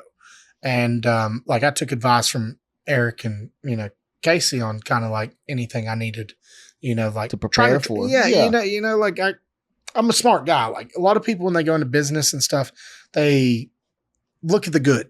I can make this. I can make this. Yeah. Yeah, motherfucker. You don't know about the taxes. Yeah. You don't know about the paying the random motherfucker just to clean the bathroom. Think about that. Yeah. You didn't realize that you're going to spend $300 in wristbands and may not fucking sell them all that event. You don't know. A lot of stuff. There's a lot of risk that goes into the event. Oh, yeah. But, one thing I have to say, I'm very blessed for my team. Everybody, even y'all guys, I'm very appreciative of y'all coming on, doing y'all's part. Man, we appreciate you coming help further. Cause that's, me and Warren, before we both kind of really got overwhelmed with now than him being the head coach of Torch and running Elevate and me doing all I do. We had started, it was called the Intuit podcast. And so we would kind of bring some of the different people on that were competing on our shows and, same kind of thing, let them tell their stories. Cause that's the thing about a lot of, especially fight oriented podcasts is there's a lot of loaded questions. And so the more that it's a podcast that is either owned by a certain, promotion or even if that is just somebody that, hey, they're trying to ride off this person's coattail because I fought on Bellator. Hey, let me real quick try and get him on here because he was on there and maybe it'll catapult my views and shit. Yeah. And so you some people won't really do the proper questioning to get people to open up. Some people, and it may also be that person on the mic. Some people just clam up. Do, yeah. But that's the thing. It's man, I've had 18 fights now. And it's I feel like even on a world level, my story has been very limited and they get very selective about what they portray. And it's because they want to portray a certain image. And it's man, I truly feel I have the character, I have the charisma and I have the fighting style. You give me the opportunity, the world will fucking love me. Yeah. I didn't win that Bellator or PFL fight, but I've got people that are messaging me years after that fight from Ireland, England, shit like that on my Instagram and stuff. I'm yo, bro, I just watched your fight on so-and-so app or so-and-so TV show and shout out to you. You got massive nuts. Let me know when you fight again. I'll definitely tune in. And it's well, now I'm kind of in a weird position in my career. Because it's as me as a fighter, I showed so much in 2 years as an amateur that the regional guys, we talked about a little bit before that it's an easy way of kind of getting your way out of a fight. This guy's going to beat your ass. So as a pro, they call it pricing yourself out. And so it's I'll end up saying, there ain't really enough money, but at the same time, within reason. Yeah. If I'm asking $5,000 from, a show that's in a high school gymnasium. Yeah. Okay. Yeah. That You're ain't not going to gonna get that. happen. Yeah. Okay. But like, if you're fucking got 20,000 people in attendance, or you're on the UFC Fight Pass, or you're trying to use one of these massive things to catapult. Well, now it is no longer my fault to sell your show. Like you're getting enough branding from like the UFC Fight Pass and all that you should get off your fucking ass or hire somebody in your staff to go out there and get those sponsors and shit that start bringing those sponsors in the cities in which you're going. Yeah. But like, if you don't do that, like now you start trying to shortchange the fighters. And it's kind of like this fucked up system, man, where like these fighters just continually to get fucked over on pay, don't really get covered when they get injured, like, and then you've got like different shows that, they're able to cash in a lot. Now, with that said, you pay me $10,000 a fight. You pay me $20,000 a fight. You give me money like I'm getting Bellator or PFL or fucking UFC. Well, now it's a whole different story. Okay. Sure. And so it's like, that's why truly, in my opinion, there's so many fighters that never really made enough money at it that would have been world champions. But because they never made money at it, they had to give it the fuck up. Give it up and give up your daydream and go get a real job. Yeah. Yeah. But like, truly, that dude could have been a world champion with one more fight.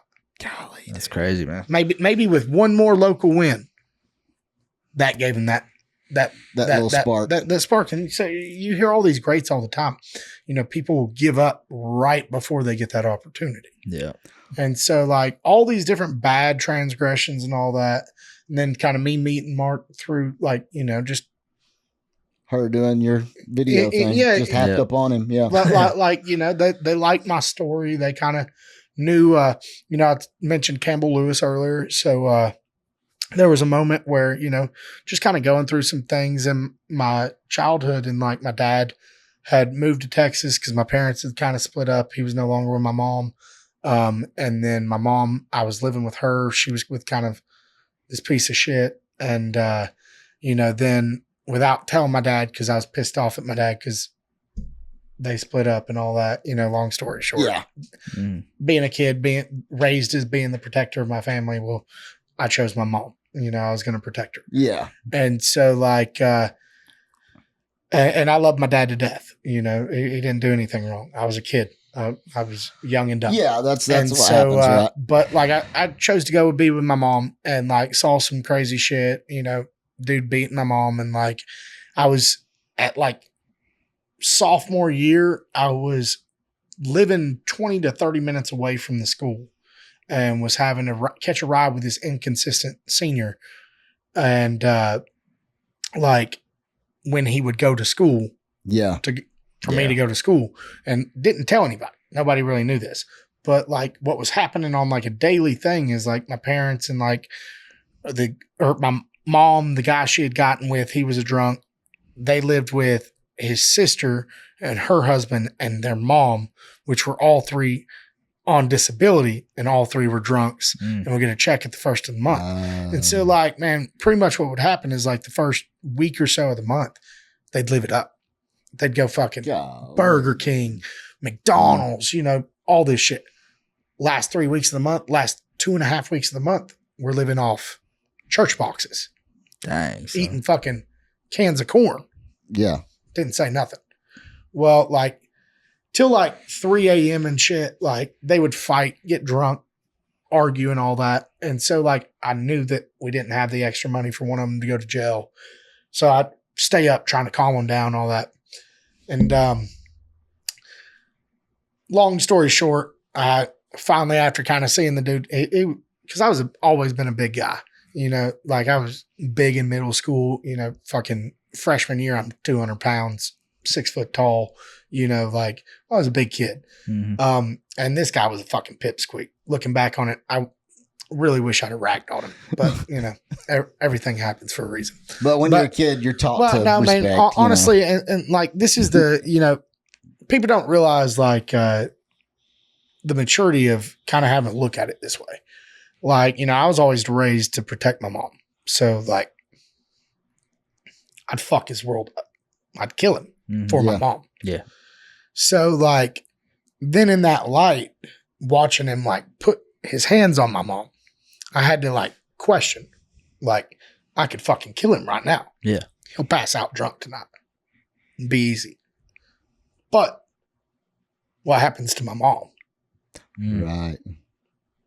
So there was like there was a moment where I kind of had to like, you know, go, okay, well, this is just, I shouldn't have to go through this. Yeah. Yeah. And so I took my mom to the side that night when the guy finally had the balls to put his hands on my mom in front of me.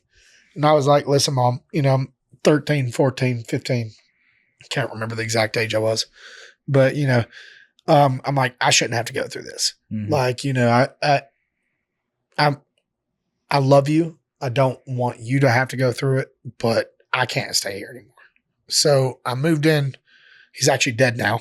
And irony, you know, life. Yeah. But he's was the father of one of my nephews. I moved in with a buddy of mine at the time. He was one of my wrestling training partners, Cameron Roden. Lived with their family for a little bit, and then I moved in with Campbell Lewis and his family because finally, after about, you know, like 6 months, 7 months into my sophomore year, my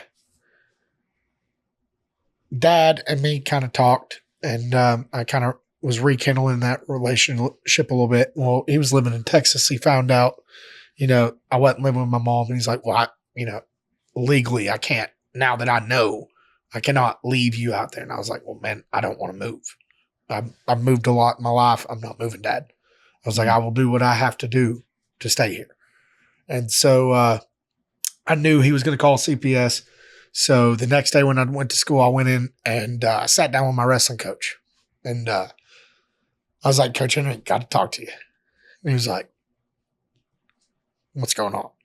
And so laid it all out there. And I was like, look, CPS will be here by the end of the day. I was like, I don't want to move. I want to stay here. I need to figure out something to do here. We got to figure something out. I told him the situation with my mom, the living situation, you know, how I hadn't been there in a couple months, but she technically had custody. We had to figure out a way to get her to sign over the custody. I knew that was going to be a battle because my mom, I ain't giving up my kid. Yeah. Like, and so there was a bunch of shit, man.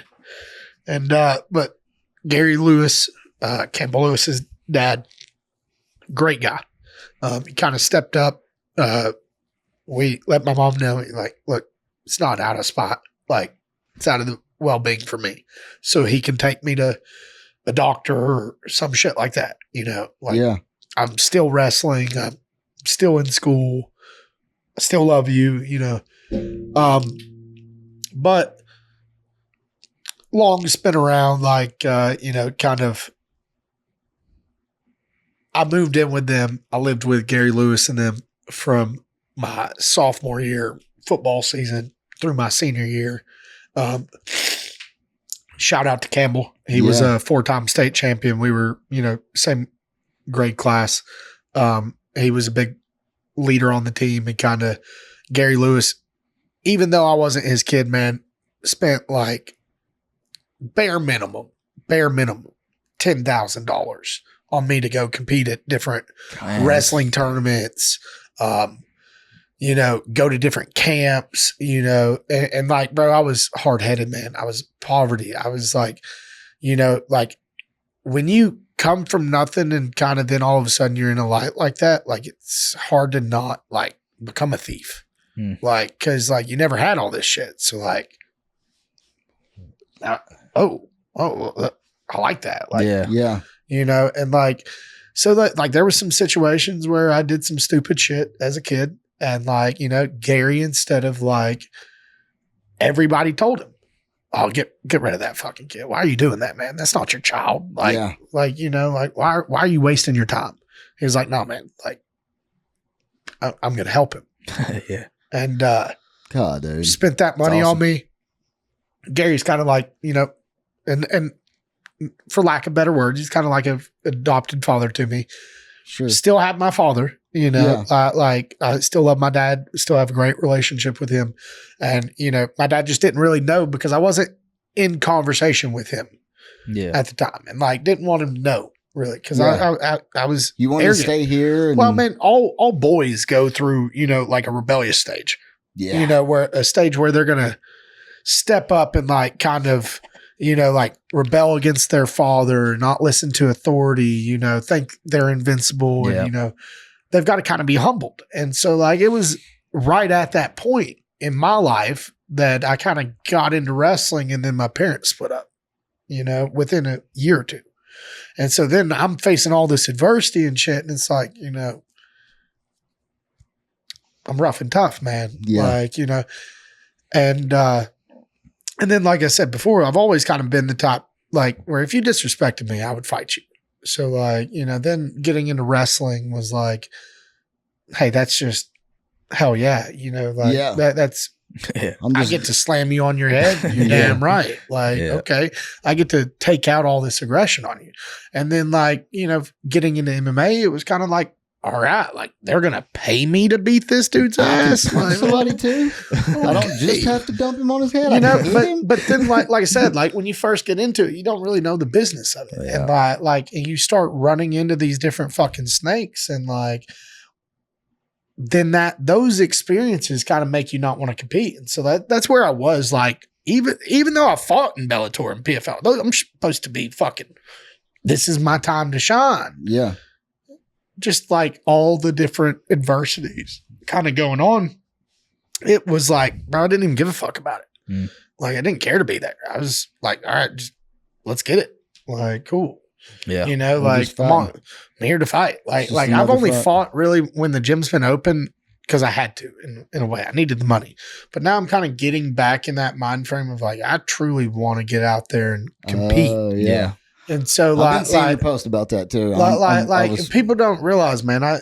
One saying I say a lot in the gym is, and I said it all through the last camp. I was like, "You crumble or you rise at which the narrative you tell yourself." And so, like, if I sit here and I say I'm overweight, I'm fat, there's no way I could do that. Like, you're right. Not with that mindset. You won't. Yeah. You won't ever accomplish a fucking thing.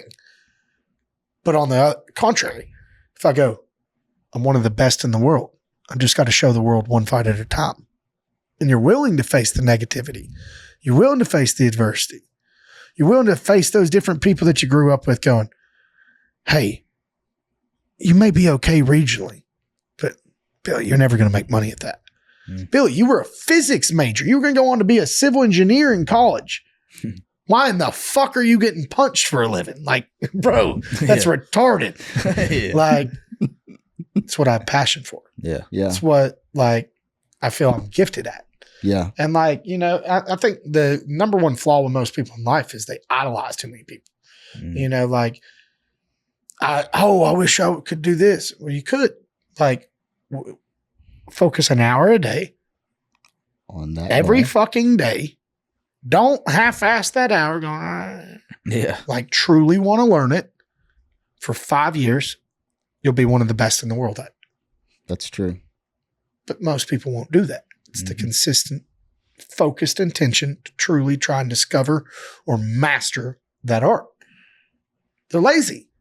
Well, the more we get like advancement in technology, like people just want to sit on their ass and expect it to just prosper in 2 minutes. Like think of all the memes that you see where like you'll see this fat person working out and they do like one set and then they lift their shirt up and they're like, oh fuck, you know, and they all look all depressed. Well, like, look, you know, I'm somebody who's been morbidly obese before. Okay, like in the light of like you didn't get that out of shape in a day. Like you didn't build those bad habits in a day. 1 day. And you won't conquer it in a day. And same with like mastering anything. Like, and then it even goes with like bad habits. Like the more you do something. So if you've done something the wrong way for a year, well, it takes 2 years to the first year is to untrain you of that year you've done it wrong. And then the second year is to train you the right way So it takes 2 years just to get you back to square one, really. Back to square one. Dang. And so it's like, there's a lot of coaches, man, who will let you just sit there and go through the motions because they don't give a fuck. They're just collecting a check. And so like, I'll kind of like in my coaching style, I watch a lot and like, I'm call you on it. Like you start half-assing something because you're tired. I'm like, why are you being a bitch? Like take your hands up. Like, you know, like depending on the person. Was you talking to Logan when you said that? No, I'm just kidding. No. So listen, they made me sound like I'm this asshole, you know, but no, like, no, they didn't, man. They talk. No. I listened to it. Yeah. Like, but they, just like I said, different people got different attitudes. Yeah, they do. Okay. And like, you know, like, so you'll have some guys come in, they think their shit don't stink. Okay. So that guy's got to get humbled quick because otherwise, like, that guy's going to be a danger to like everybody in the gym. Yeah. Because they won't listen to control.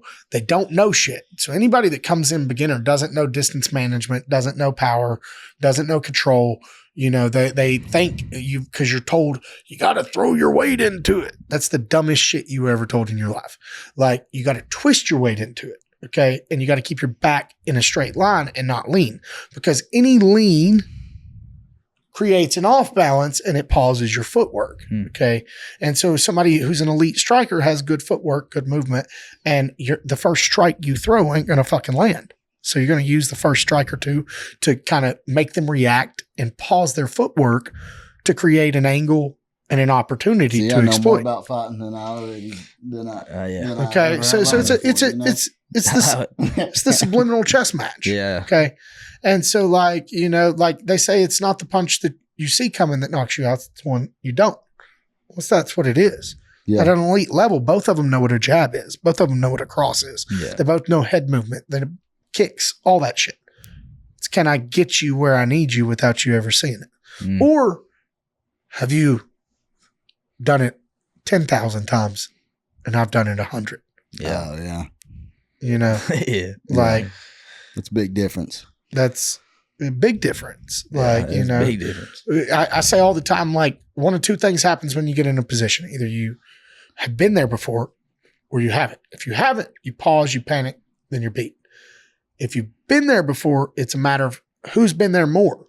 The one person who's been there more is going to react in quicker time and hesitate less. And the other one's going to get caught in the hesitation. And so, like, that's the big thing. It's like, and then it's also learning to be kind of calm in the chaos. Okay, you see these inexperienced fighters. That would be the tough part for me, bro. Every fight I've ever been in, I had to ask what was going on, even if I didn't get hit. Yeah, I go black, everything goes red, and I don't know what happened. That's my style right there, baby. That's it. We got to get you in the gym. Yeah. We cannot have you interviewing people and that be your quote. That cannot. You will not be that guy. Yeah. We'll take that out. We'll edit that out. No, so like that's the thing, man. So like I see red, you know, I say this all the time. Mine wasn't red though; it's black every time. It seems like the black you would see is you being knocked the fuck out. Oh, really? The quote I tell people is, the people that say that I see red, you don't want to fight me. Well, the next thing you're going to see is black because I'm going to hit you and the lights go out. Yeah. You know, like, it's, you don't want to fight too aggressive, but you don't want to fight scared. Yeah. So like, you know, there's got to be that happy medium. And I really, honestly, I feel like whenever I've seen red is when I was scared. You know what I'm saying? I've actually done better in fights where I was the massive underdog. Like, you know, everybody's like, he's going to get knocked the fuck out. There's no way if he stands with him, he's going to win. You know, like just massive. I thrive in the negativity. I don't do good in the fights I think I easily can win. Yeah. Or the ones where, you know, I don't really have that much shit talk because it doesn't kind of fuel me. So like, I probably shouldn't say that out loud. Yeah, you know? But like that's something. Take that out if you want. Yeah. No, I don't care. Fuck them. You know, try and beat me any way you can. Somebody at a world level, send me an opportunity. Come on. Yeah. But you know, that's the thing. It's like when you start looking at it in that light, like, mentality is everything. So like, the fights where I've truly like been afraid, like I've had to kind of like, I don't say this to kind of like be the white girl, I'm a psycho, but I'm truly a psycho in the light of like, when you give me like 12 weeks to prepare for you, like, bro, like every bad thing, every hard workout. I'm just like, when I want to quit, I close my eyes and I just envision you, and I'm like, I'm gonna fucking hurt you. I'm gonna fucking kill this man. All 12 of these. No, weeks, bro. baby. Like, so like, I feel sorry for some of the people because, like, if you really look back at some of the people I fought, they've not fought after me. And they had some fights before me. And I really feel like it's kind of partly this is because, like, bro, I beat the fucking aggression out of my life on that poor soul. Like, like, because it's like, man, and you see it like, because even after kind of the fight, like, I'll kind of sit there for a second. And I got to kind of like click out of that. Like, y'all talk about it with Matt. Like, you see it, like, I'll go from like being playful, goofy like this to like, I'm going to fucking kill you. Yeah. And different people know it in the gym. Like, I'll move with you light all day. The moment I feel like, because now I've sparred for 10 years.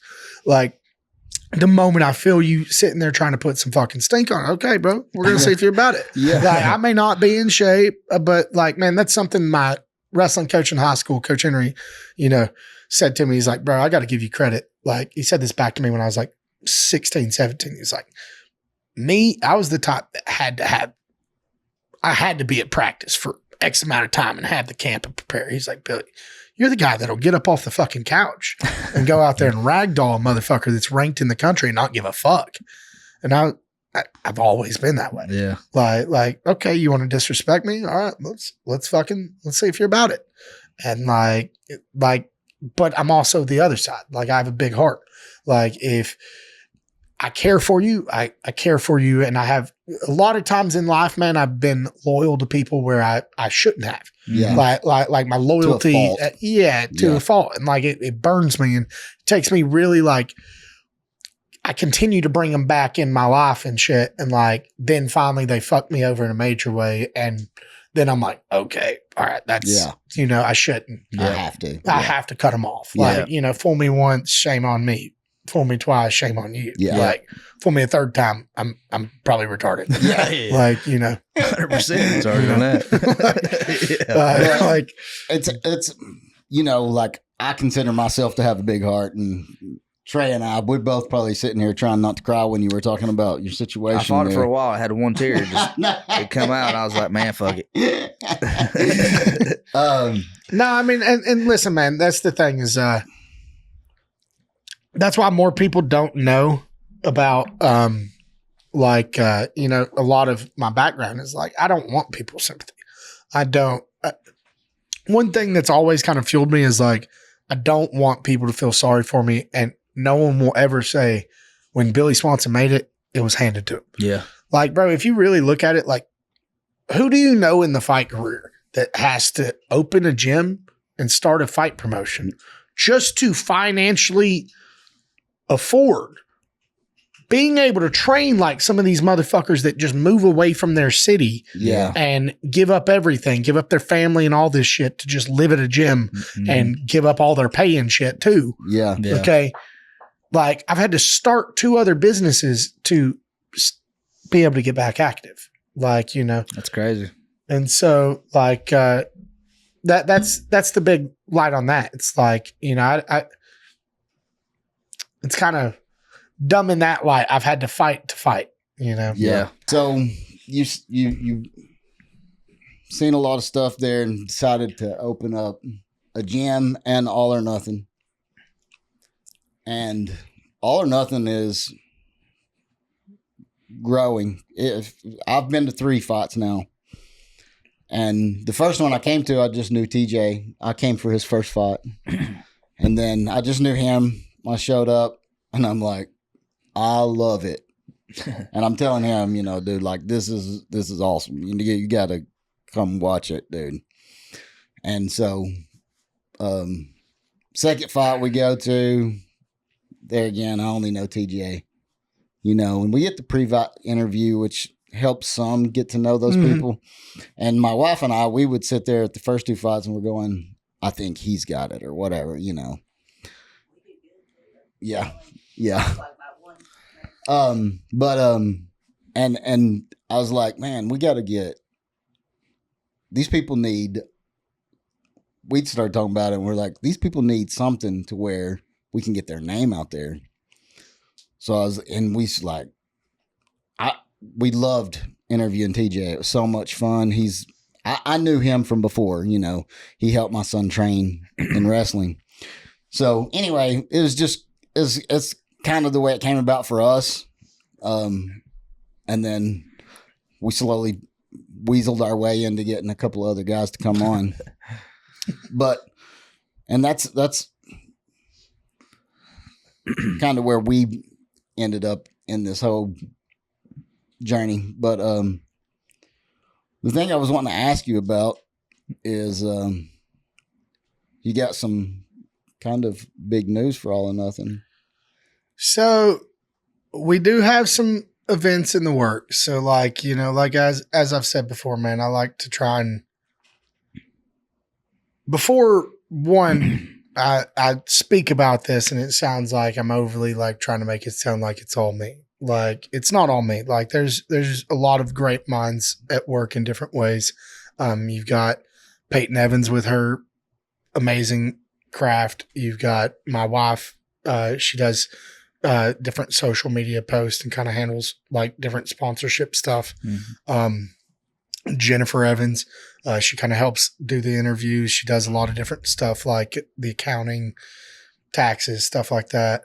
And then like Mark, like he's the money man, but even at that, like a lot of money men don't get their hands dirty. Mark literally has spent probably 60 hours or more hands-on building our new cage.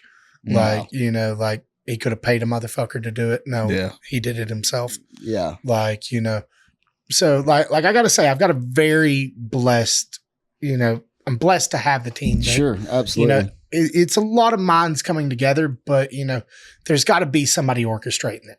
And so like, in that light, like a lot of this kind of stems from different ideas and like visions in my head and like, not to, I'm a prophet or anything. Tooting my own horn. Like please don't cancel me, cancel. Yeah. I'm not claiming to be God or anything. Well, like, if they're going to do that, it was probably the retarded Mark. But.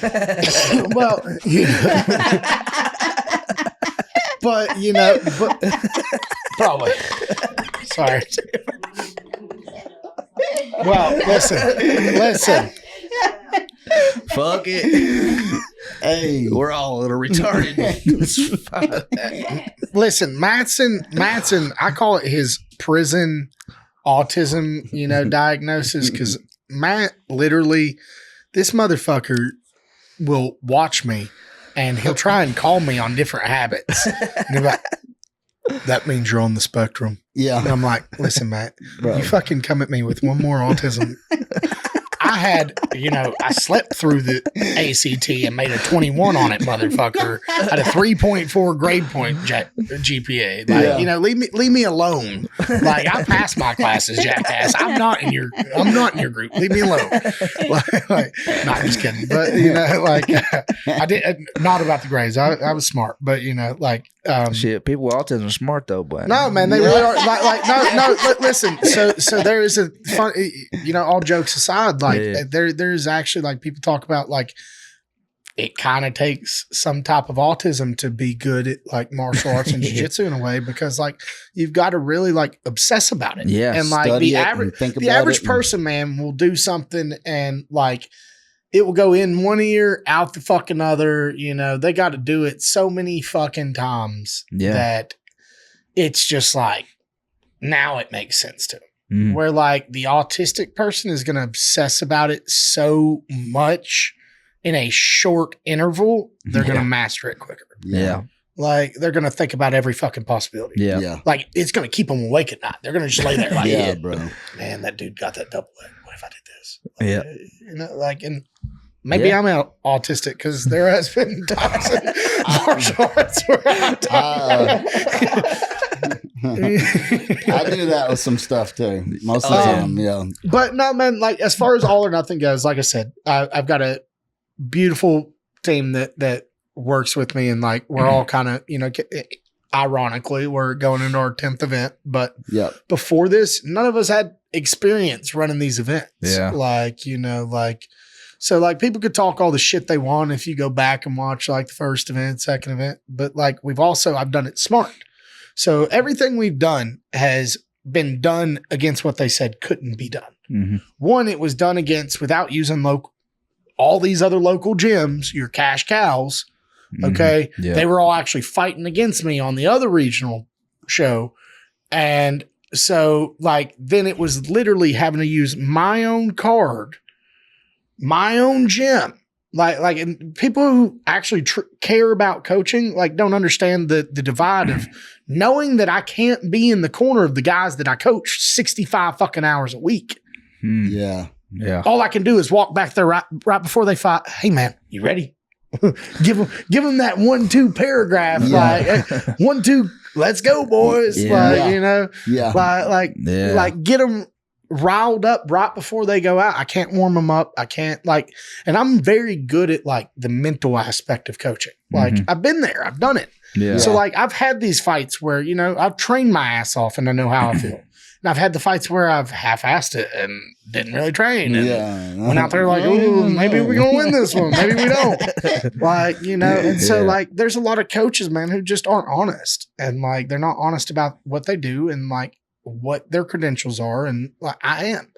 And like, so that divide in an event of like having people on the card and like not truly being able to coach them already kind of eats at me. Like she'll tell you, like, I can't sleep a week out from the event. I can't really eat. God. Like I'll sit there and like 2-3 a.m. I'm trying to go to sleep. My body's exhausted. I'm laying awake staring at the ceiling. Like it eats at me more when my guys compete and I have events coming up than when I compete myself. Dang. I'll jump out there on 4 days notice. But when I have those events coming up, it's a whole nother like anxiety. And then even at that, like, man, you just have different people who won't appreciate the opportunity given. Mm-hmm. And so it's like, like because I've used some of my guys and built them up in different ways, like, and not anyone currently that y'all have talked to or anything, but in the past, like I'll build them up and they think, the grass is greener on the other side of the fence. Mm-hmm. And like, okay, as I said before, I ain't going to beg you. Yeah. I'm not somebody who's going to drag you through the mud if you leave on good terms, but you do some shitty shit to me. Okay. I'm going to call you on it. Yeah. And like, so like where respect is given, respect is granted. Yeah, like, absolutely. Where disrespect is given, I'll smack your fucking teeth out. Like, that's just me. Like I said, man, you can ask anyone who's known me for years. I'm the top. I hear you're talking about me, bro. I'll come find you. like people talk about wanting to fight. Like I'm the top. Like don't say my fucking name in a bad way unless you want those problems. Yeah. Because I'll show up on your door one day. You'll just be sitting there like it'll be a fucking Tuesday morning at like 10 a.m. You're like, who is that fucking gorilla standing right there fucking violently shirtless? Shirt off.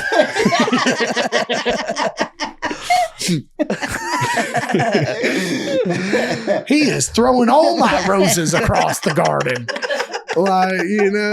No, man. But that's just me, man. Like where respect is given, respect is granted. Where respect, you start foully talking about me,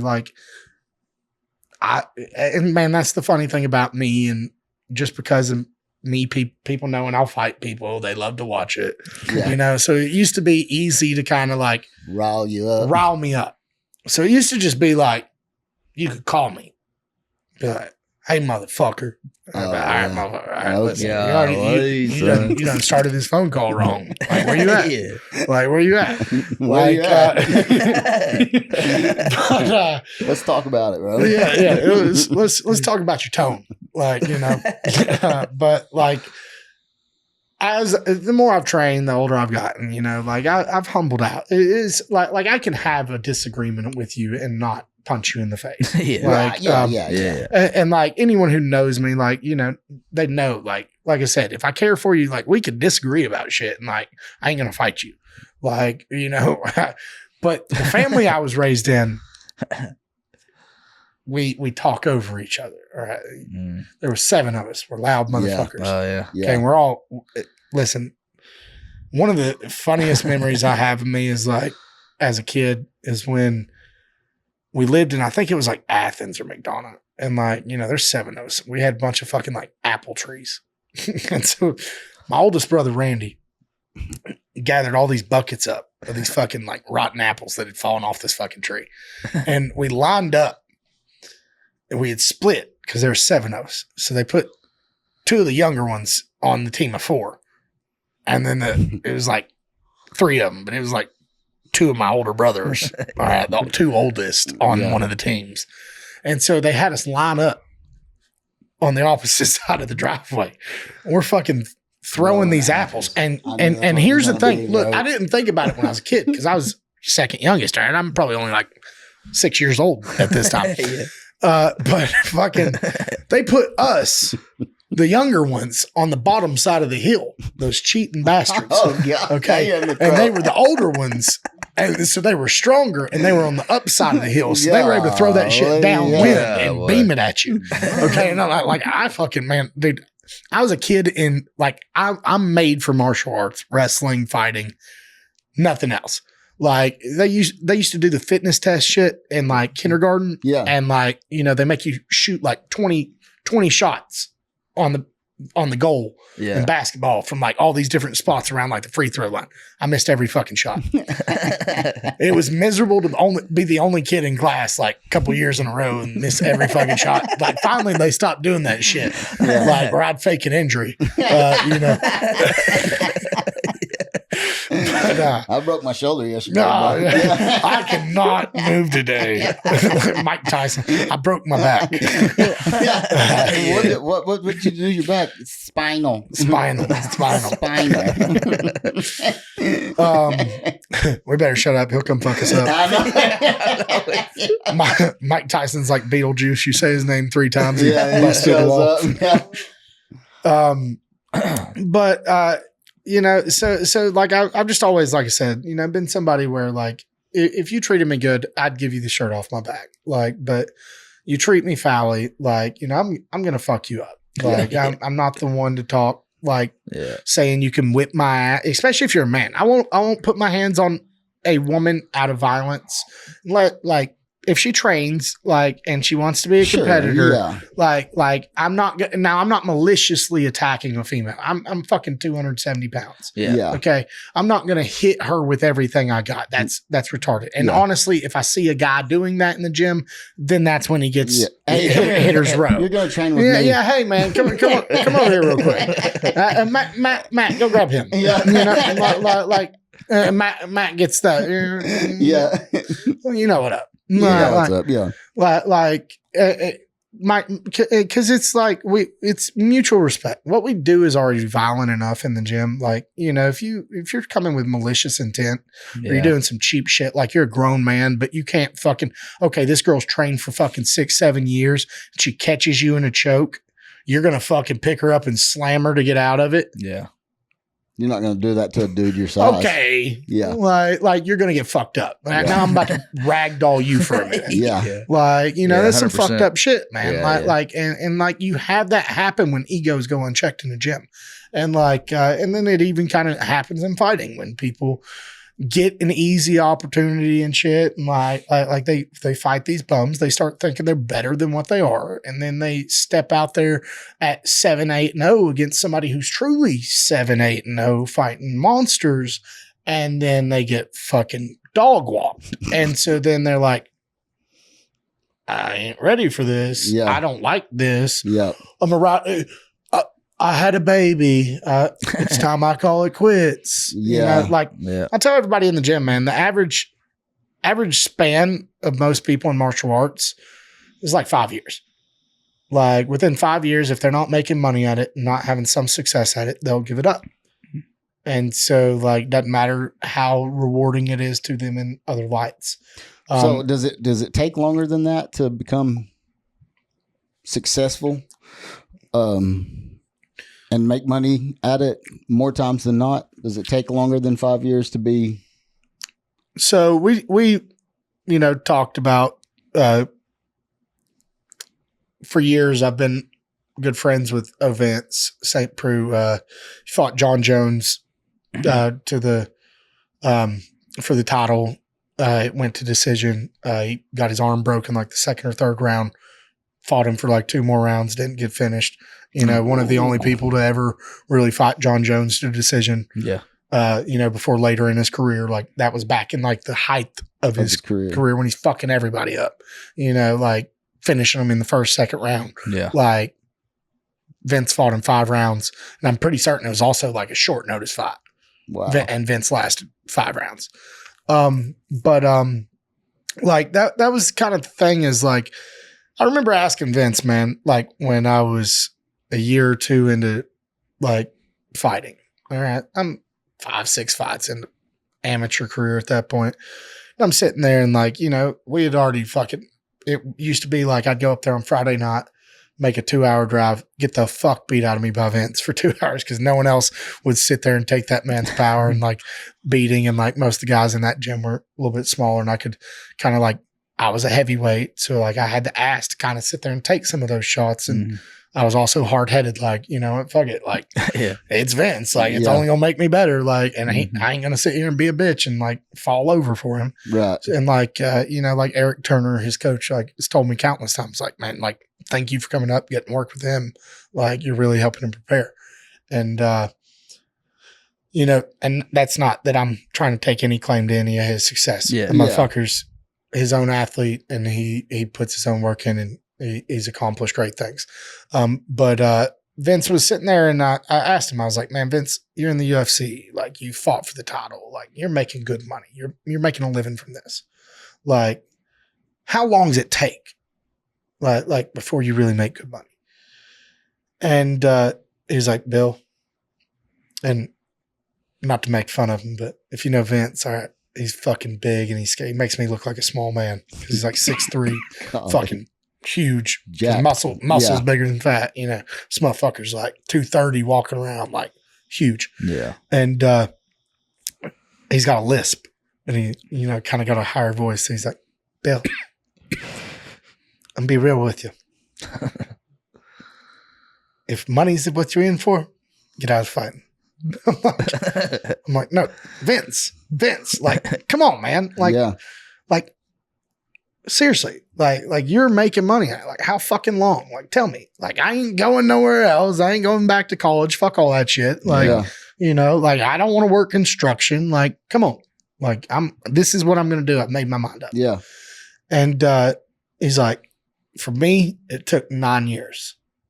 And so I'm like, okay.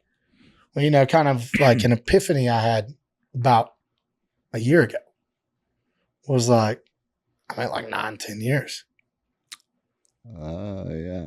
So it's like, it's kind of my time to kind of get out there and really make it. And then, as I said earlier, you kind of crumble to the narrative you tell yourself. So for the time I opened, and like, I'd had a bunch of kind of bad stuff happen, old gym crumbled,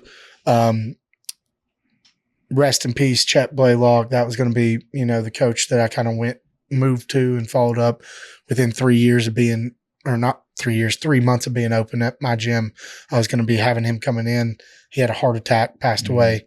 Then just kind of stalemate and like dealing with it because that matchmaker was the regional matchmaker. And now that's kind of stalemate in my career. I can't fight locally and make money where I'm selling tickets and shit and further myself. So I get these opportunities quicker. And so it's like, I've just got to kind of sit around and like stay ready. Yeah. Bro, you know how fucking hard it is to sit here 365 days a year and train with no end goal in sight? It'd be rough. I bet. Bro, give me 6 weeks. Give me 6 weeks with anyone in the And fucking I'll world. push it hard for 6 weeks. No, I'm telling you. Like, tell me, hey, you're gonna make 10 grand. You show up to fight this motherfucker in 6 weeks, Yeah. 8 weeks. All right, Yeah, you'll. I promise you, I'm coming with my best. I'm coming fucking Jeffrey Dahmer. I'm eating that motherfucker's face. Yeah, All right, like we're chopping him up in pieces with some Yeah. elbows. yeah, Yeah. Okay, like that's the real reality. But they don't want to give you that opportunity. They want you to lose because you're not the guy with 1 million followers. yeah. So it's Just a like, fight on the yeah, card. you're just like they're paying you 10 grand, but they're paying that dude 60 grand, Yeah. 100 grand. Like Yeah, it's the shitty end of fighting. Like you got to build a following. You got to get your name Yeah. out there. And when you go through these little tyrant matchmakers locally, like it kind of, that's what it does is like they can, in a way, if you don't have the entrepreneurship and craftsmanship that I possess, yeah. you don't have a way to kind of like spin out of that. Yeah. Like, and that's that I've watched countless people had their careers smothered because of those same tyrant matchmakers. As far as the show goes, like, because I can ramble. Yeah. Like I've had a beer or two. Yeah. But as far as the show goes, like, it's always kind of been the goal is to try and up the pay for fighters, make sure like, we don't have ring girls because like, in my opinion, no offense to those women who do it, it's kind of a lose-lose. If the girl looks bad, well, then people are going to be talking shit. They won't pay attention to the fighters. They'll talk shit about, oh, this fight's shitty because did you see that ring girl? She looked like shit. Well, like, no, it could have been damn good fights, but you were focused on The wrong thing, bro. the wrong damn thing. Yeah. I wondered why you didn't have like ring I said, girls. That's on the other side, like I said, it's a lose-lose. Or she's attractive. Now Yeah. you can't get a single motherfucker to do their job because they're standing in this fucking attractive Yeah. girl's ear Yeah. trying to spit every one-liner Yeah. they can think of Yeah, dude. and don't realize she's just there to collect the $50 Yeah. that she's getting paid for the Yeah. night, and her boyfriend is going to pick her up after the event. Yeah. Yeah. Yeah. So it's smile and wave, like, Yeah. off Madagascar, the Yeah. penguins. Like, Smile that's what and she's wave, boy. doing. Smile and wave. Like, bro, watch like UFC, and like when it clips to these girls, you'll see their faces when these guys and shit are around them. Like, that's literally like, Yeah. Yeah. and that's the Yeah, thing. dude. It's like, so it's like, it's a lose-lose. Yeah. And like, go into a beauty pageant if that's the point of it. Like, I'm there for the fighters. Yeah. Yeah. Yeah. The fighters are truly that's the athlete that's getting out there. Why the fuck are we focused around the girl who's walking around with a thong? We could probably Up her get ass crack. We could probably get Kurt to come out there and Bro, some like booty when shorts. you understand how some of these matchmakers, listen, dog, That was listen, that. because let's be honest. Okay, you're not going to get a beautiful woman Yeah. with any self-confidence to truly do that for $50. Yeah. Right. That ain't gonna happen. Okay, so like a lot of these motherfuckers get these ratchet bitches off Craigslist. Yeah. Yeah. Yeah. Like, Yeah, dude. I don't want this bitch hugging me after I won the fight. Yeah, I stink, and I don't know if it's the smell from my opponent or you.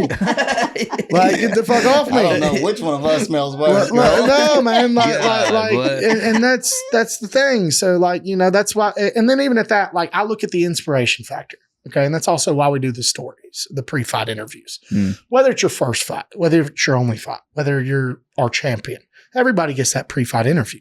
And I've Yeah. actually argued this, like, no, I will keep this no matter how many fights we have on the fucking card because that's our thing. Yeah. Okay, is like everybody gets a chance to tell their story. Yeah. Like, because like you never know what brings that person to the cage.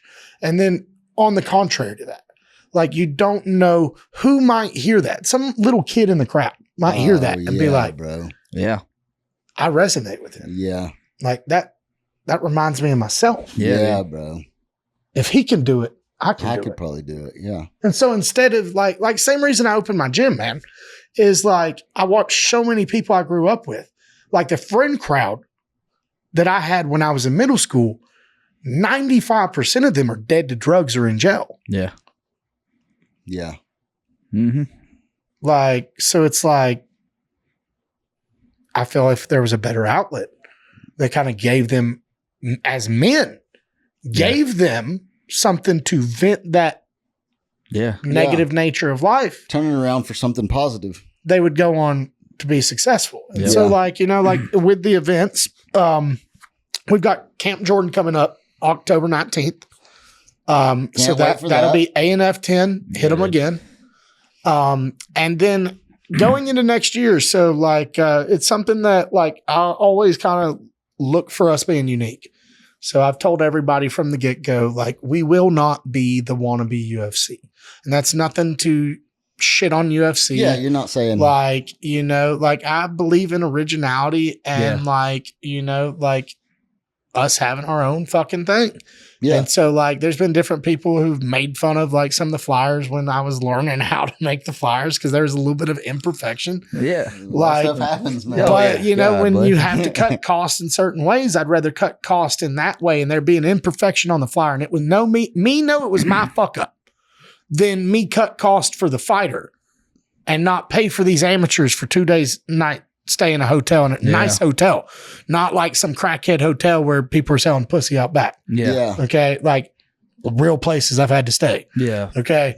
Like the Super 8 hotels, Yeah, you know, like, you know, real like, sketched out. Just like run to the door. Look, golly. no. Motherfucker ain't even run to the door ever, bro. or you like you because you've worked your ass off, or like me who had to buy everything in life, you finally got like a decent vehicle and you stay awake till fucking 4 a.m. because you're worried somebody's gonna bust the goddamn window out and steal your radio. Yeah. Boy. Like, you know, sorry, Yeah. Lord, I don't say GG. That just pisses me off. Like, I don't like thieves, Yeah. you know, Yeah. but like, I'm not a big fan of them myself. like, but and I also some of just my don't least like favorite being people. mistreated. Okay, and and that's the thing, man. I feel like the fighters are the number one, especially on regional shows. They're the number one mistreated. Okay, and so like that's why we give the interviews. That's why we give them 2 nights stay in the hotel. Jennifer makes them this little goodie bag, which it's nothing special. It's like But a that's couple just, waters, body armor, some little snacks and shit. It's some cool, vegetable or not vegetables, because that'd be shitty. yeah. Here's a can of corn. Some, here's your can of corn. Live my life, bitch. You know, but like not like fruits and stuff, and like just so they can rehydrate and eat snack before they compete and stuff. And then we do post fight interviews with the winners. Yep. We try to give all these different little highlight content stuff, and like we do the pictures and stuff like a month after the event when we get the rights back from the videos and get the videos sent back from us from the pay-per-view. We end up, we post them to our YouTube for free. Like, bro, I've had 18 fights and I can find 6 of them. Yeah. Maybe 7 of them on the internet. Yeah. I found I found bro, 6 of them. It's bullshit. Yeah. Like I've got 18 fights. Like some people don't even, like I can only replay the same fight before people don't think that I have the credentials I possess. Yeah. Right. And like, but I've got 18 fights. Like, so it's like any highlight you see, you only see like a third of my career. Yeah. Yeah. It doesn't speak for it. Yeah. And so like where you could go back to our first event, man, anyone who's ever competed for us, their video, their pre-fight interview, their fight and their post-fight interview is on our YouTube internet for free. That's cool. Yeah. Like, so once it's on there, I don't give a fuck if they go on there and screen record it, download it, however, shit, go get our video and blast it, bro. Yeah. Put it out now there. You can make highlight reels and stuff. Yeah. And like the biggest thing, man, is like, until you really start getting those UFC, PFL, Bellator opportunities, some of these sponsors don't really think you're doing this shit. Yeah. And so it's like with videos and like photos and the stuff that we put out there for these fighters, now you can you can actually take this to these different businesses and you can go, hey man, I'm really doing this. Like, would you like to put your logo on my shit? Like, that's really like how you make more money. Like you put asses in seats and you get local help from sponsorship. And like, man, we've cut costs where we had to. And like, like in the light of like me or my wife or Jennifer or Mark or, Peyton or other people taking on multiple roles and kind of to get the job done, and us be able to like survive, like, because like I said, man, we've had to kind of fight different shit with all sorts of things, and like we're doing what they said couldn't be done. I was told when I first started, there's no way I told people, like, I'm going to start a show. It's going to be called All or Nothing Fights. I was like, it's going to be gritty because I like that fucking name. Like, we're going to be about the fights. Yeah. Like, we ain't going to have these bum matchups. Like, we're going to have fucking realistic, like, competitive fights. If you're an amateur, if you're the cream of the crop, if I'm 6-0, I'll fight a fucking 6-0 and 8-0. Yeah. Like, why the fuck am I fighting a bump? Like, but if I'm 1-2, I'll fight a guy who's got 3 fights at most. Yeah. And most he'll be, and realistically, I don't even like doing a 3-0 versus a 1-2. It'd be more like a 0-3 versus a 1-2, or, like a 1-1-1, like a 1 loss, 1 win, 1 draw versus a 1-2, something like that. Like, I try and match as competitively as I can. Yeah. So you can see that in the fights too, though. 100%. Because, like we were talking about the excitement of the fights, and you show up there, we show up there as soon as the doors open, or try to get there as early as we can. And because we don't want to miss the first fight. You know what I'm saying? They're both 0-0. This is their first fight. But when they're matched up so evenly, it's still a good fight. It's a banger from beginner to end. It still keeps you interested because it's an actual good fight. Yeah. So, like, man, as I said before, like, when you've got these people who have never competed, never trained, they don't really know what fighting is. So they market it for the bullshit, the knockouts, the submissions, the naked girls. Yeah. That's right. Yeah. Yeah. So that's what all these other random UFC wannabes are. Yeah. Is let me sit here and let me flaunt my slutty ring girl. Let me sit here and have this guy who should win this matchup because he sells me good tickets, knock out this Joe Schmo off the street. It's going to be a highlight. Yeah. But like, man, when you understand fighting or you watch enough fighting, like, bro, like no one wants to see me, who's got 18 fucking fights and is a pro and trained for wrestling for almost 20 years, MMA for 10, go up and beat a fucking hobo. Okay. Yeah. Like, no one wants to watch that. Like, anyone who has any logic would be like, okay, cool, Billy. Yeah.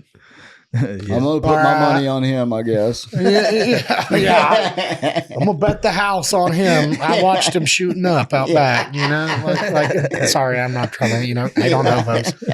Like, I'm going to get canceled again. Yeah. Canceled. If I say so many canceled things, does it get me like rewritten into the script? I feel like that's the way it goes, man. I don't know. Dave Chappelle's onto something. Yeah. Maybe he is. So is Cat Williams. Cat Williams, yeah. I need to, Earth's flat. Earth's flat.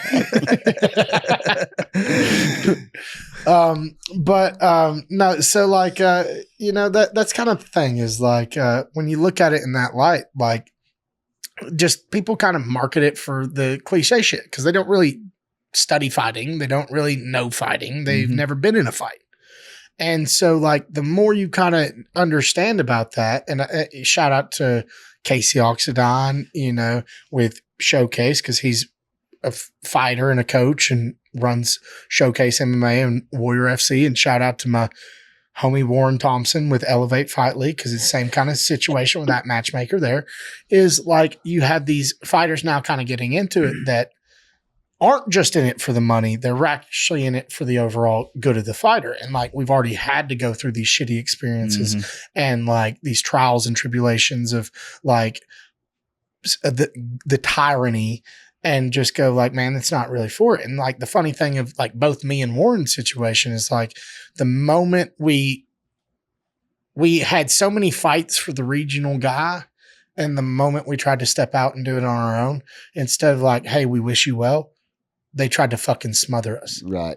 They thought, we're going to slander them. We're going to run their neck. And unfortunately for Warren, that guy's got more connections in the state of Georgia against Warren than, because not even to get into it, but dude's got people in the commission and shit like that. It's bullshit. Yeah. But luckily, the one here had pissed off more of the people instead of built his relations. Oh, yeah. So like when I got started, like there's a lot of people who reached out and was like, are you with so-and-so? And I'm like, nope. He's the whole reason I started. And they're like, good. I'll send you every fighter I have. Yeah. And like, it's like, man, this guy's fucked over fighters. And like the MMA community is a small knit world. So it's like, you can only do so much bad and like fucking people over. And keep on going. And keep on. Yeah. Like, you know, there's, and in this day and age, there's a million opportunities to fight. Okay. So like these arrogant ass matchmakers out here, I'm the only way to the UFC. Mm-hmm. Bro, if you're a fighter out here listening to that, fuck that. I don't care where you're at. Hit me up. We'll figure out. If you're an amateur fighter, we'll find a way to get you on all or nothing fights. Like, you know, like maybe not this event, maybe not next, but we'll figure it out. Like that's the big thing is like you have these tyrant matchmakers who try and make these fighters think like, because I'm the only one that'll put on this show close, I'm the only one that'll give you a fair opportunity. Mm-hmm. And that's not the truth. Mm-hmm. Like, you know, if you go to any one of the matchmakers I mentioned, like, you know, they're going to be realistic with you. But at the same time, man, fighting takes all types of sorts. Yep. And like, there's a lot of people who are wishy-washy, say they want to be a fighter, and they don't. Yeah. Like, they'll get the fucking flyer, and then, bro, they'll ghost you at weigh-ins. Yeah. They'll, you know, like all sorts of shit. Tough, man. Especially when you're dealing with 0-1 fighters or 0-0 fighters. Or... Well, as I said, man, there's risk to reward. So like every fight, especially when you spend as much as I spend. Okay, like, you know, I would say I budget on an all-AMI show, which, as I said, is unheard of. I wasn't supposed to be able to do it. We budget like $30,000, meaning we either get $30,000 worth of sponsorship or we sell $30,000 worth of tickets before we make $1. Yeah. And then, you know, I'm not going to get into the schematics, but realistically, it's not like I get every dollar after we make on that 30,000. Yeah. Like, you know, like it's split up. Yeah. A good bit of ways. Yeah. Yeah. Okay. And so like, you know, there's a lot of effort that goes into it. And there's been a couple events where we've broke even or not made a lot, but like we've been blessed, honestly, in the time that we've been doing it to never lose money. Yeah. Like, and it's also, I feel like it's a bit of, you know, smart strategic approach. Sure. Like, you know, there's a lot of people who get into this and they think they could just throw 2 good fighters on with some names and they're going to sell tickets and all that. No, you got to kind of build a storyline. Yeah. You got to build a following, and then you got to get word of mouth out there. Yeah. You've got to show like you're established. Yeah. You know, so now like what y'all have kind of witnessed and y'all's time of coming around is like, y'all are seeing like the back end of it of 3 years. Yeah. So like we've been doing this. Yeah. Yeah. We've been bringing these people around. Yeah. And we've had to face those shows where there's times where I'll work for me, my wife, Mark, all of us work for 3-4 months, not make $1. Well, that's what's wild about it, man, is like, it's such a cool event, and 100,000 people in Cleveland, just in Cleveland where we live, there's 100,000 people here. And I bet you 100 people we've looked into some potential venues in Cleveland, but see, that's the beauty of like, you know, Mark built that new cage for us, and I ain't gonna give any details on that just yet. That'll be debuted in October, but that is a game changer. And so like for 2025, like you know, certain venues kind of limit us on sponsorship. You know, like we can only have so-and-so come in for food vendors, or got to pay X amount of fees and all this shit. Gotcha. Just doesn't make it really kind of feasible for that business. Or even at that, we look greedy at the price we have to kind of tell them. Yeah. Okay. Like, you know, like, because at the end of the day, we're the one running the fucking risk of renting this venue and putting on the event. And like I said, every fight that we put on, just kind of breaking it down, it's probably about $2,000 to $3,000. Okay. So like if you're getting in there to fight, but if you don't sell a fucking ticket, I just spent $3,000 on your fight. Yeah. Like, help me out, bro. you know? Yeah. So like, luckily my guys listen really well about how to market themselves, and they're students to it in multiple ways because it's what I preach. Also, like, shout out to independent MMA and like it was Knuckle Up Fitness where Warren was at. Now it's like Torch MMA. They've got some guys, Knoxville MMA, or Knoxville Martial Arts Academy. Don't want to misquote their name. Yeah. Imperial Muay Thai. Like some of these different gyms, man, that have came, like, and you've seen on a regular on the cards. Yeah. They do their job of like selling these tickets, and even like Militia MMA now that they've been on some of the more recent cards and they've helped sell some cards and had some exciting fights, like, Josh Mackey in that title fight on the last event. Yeah. That was the best fight I've seen anyone give John Lewis. Yeah. Like that motherfucker's been laying them down. Yeah. Like he's the real deal. Yeah. And, and that's just like, you didn't get to stay for that one, bro. Mm-hmm. It was a banger. Yeah. That was a good fight. Yeah. It's on YouTube. You definitely go back and watch I'll go check it out for sure. Yeah. Like John was down. John Lewis was down. He'd lost the first 2 rounds and came back and won the last 3. Yeah. And won by decision. So it was a tough one. And so, I mean, then the same thing happened in the Axel Matson fight. Yeah. Matt won the first 2 rounds and then Axel won the last 3.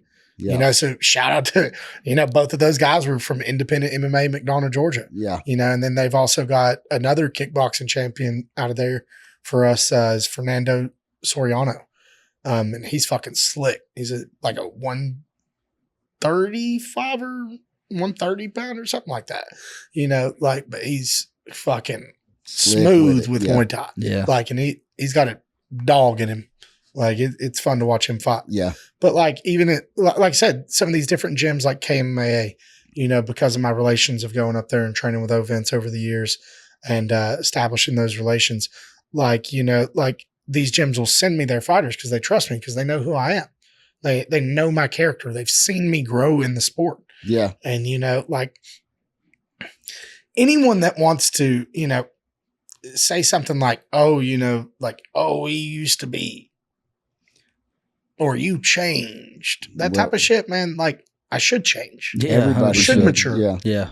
My outlook on life should grow. Absolutely. And like, I don't have time for the people who stay in the past tense. I look to like the circle that I try to surround myself is the people who are looking towards the future. And that goes for like some of these businesses and stuff, like some of them want like an unreal thing for like $500 for sponsorship. Like some of them want you to sit here and like make it seem like they're the ones that risk $30,000 to put the event on. Yeah. Because that's what people don't realize is if we don't sell that, we've been blessed to sell that. Right. And build to that budget. We didn't start out at 30,000. We started out at like 22K, but we also owned our cage and cut costs where we could cut them without taking away from the fighter or doing shit illegally. Yeah. Okay. And so like, and like the first 2 events, like me and my dad had to go the first event. We broke down the cage because it was set up in my gym. We broke the cage down after weigh-ins. So I went and ran weigh-ins. All right. At Diamonds Billiards. Immediately leave there. It's like fucking raining, like snow raining, like sleet raining. Oh, all right. golly. And me and my dad had to go to my gym right up the road, break down the cage, load it on a trailer, take it to Saudi, 20, 30 minutes away, unload it in the gym that night. The next morning, get up. All right. So this is before the event. Go to Saudi High School, pick up 200 chairs, 50 foldable tables, couple barricades, Hustling. haul those over to the round gym, finish setting up the cage, set up all the tables and shit, run the event, and then the next day break it all down, take the cage back, set the cage back up so I could run class on Monday. Damn, son. That's hustling, son. And that's when my schedule was dedication. 7 a.m. to 9 p.m., where I would spend 14 hours a day, Monday through Friday at my gym. And so, like, and like, that's the thing. So, like, but it's got to feel good now when you look at it, because, bro, it's building. And so, like, with the cage that Mark's built, it's, shout out to his mastermind and, like, him and, I don't know his first name, but Denver Bell's father. It's one of Mark's good friends. He's, the machine engineer behind helping design it. They have made a cage that is unlike any other fucking cage in the world. It will be patented. It will be our cage. And it's cool. Pretty much making it where we can roll up anywhere we fucking want to and run an event. And so that's the thing. When you look at it in that light, like, it's going to really open it up. Like, I've had this idea of, like I said, I kind of want to make the opportunity beneficial to all. Okay. Like, I want kids who come to enjoy their experience and be inspired. I want fans who come to enjoy the fights and, like, really like, hey man, that's fucking some good fights, even though it's a local fight. Yeah. Like, I want, anyone who buys the pay-per-view to really, like, think that, hey man, this is like a world-class production. Like that. Look at the lighting, look at the cage, look at the videography, look at the social medias, how they're marketing these fighters. Like, and then overall, I want the fighters to learn how to make money, learn the business of it, grow their brand, and enjoy their experience, win or lose. Yeah. And so, like, what 2025 is going to look like is, here we go, people. Some ideas that we've all been kind of brainstorming. Like, Chattanooga is like a hot spot for all sorts of talent. And I would be, like I said, the different venues have kind of limited us on, like, who we could have vendors in certain ways. And moving forward, we're going to try and incorporate kind of like a fight festival. So, like, if you've ever been to like a fair or like a market where they've got different vendors set up and stuff, got the booths and stuff, and like you're walking around, and then there's like some bands playing, and that's going on during the day, and like you've got food trucks set up and shit. Yeah. And then when the evening starts to kind of cool off and sun starts to set, well, now attention averts to the cage set up in the center. Hell yeah.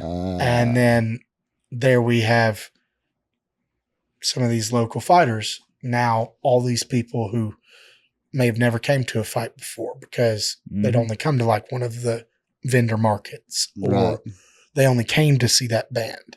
Now they're able to see this fighter out there and learn who that is, see their interview, see their story, watch them compete. And then it gives that fighter that unique experience. And then they can find them on our podcast, bro.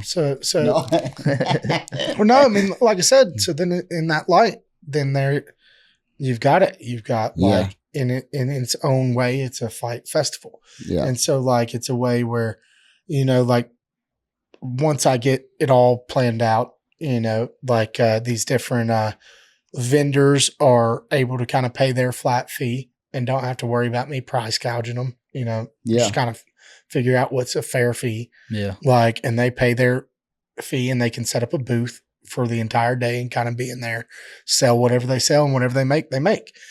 These food trucks set up, same kind of thing. They pay their flat fee. What they sell, they make.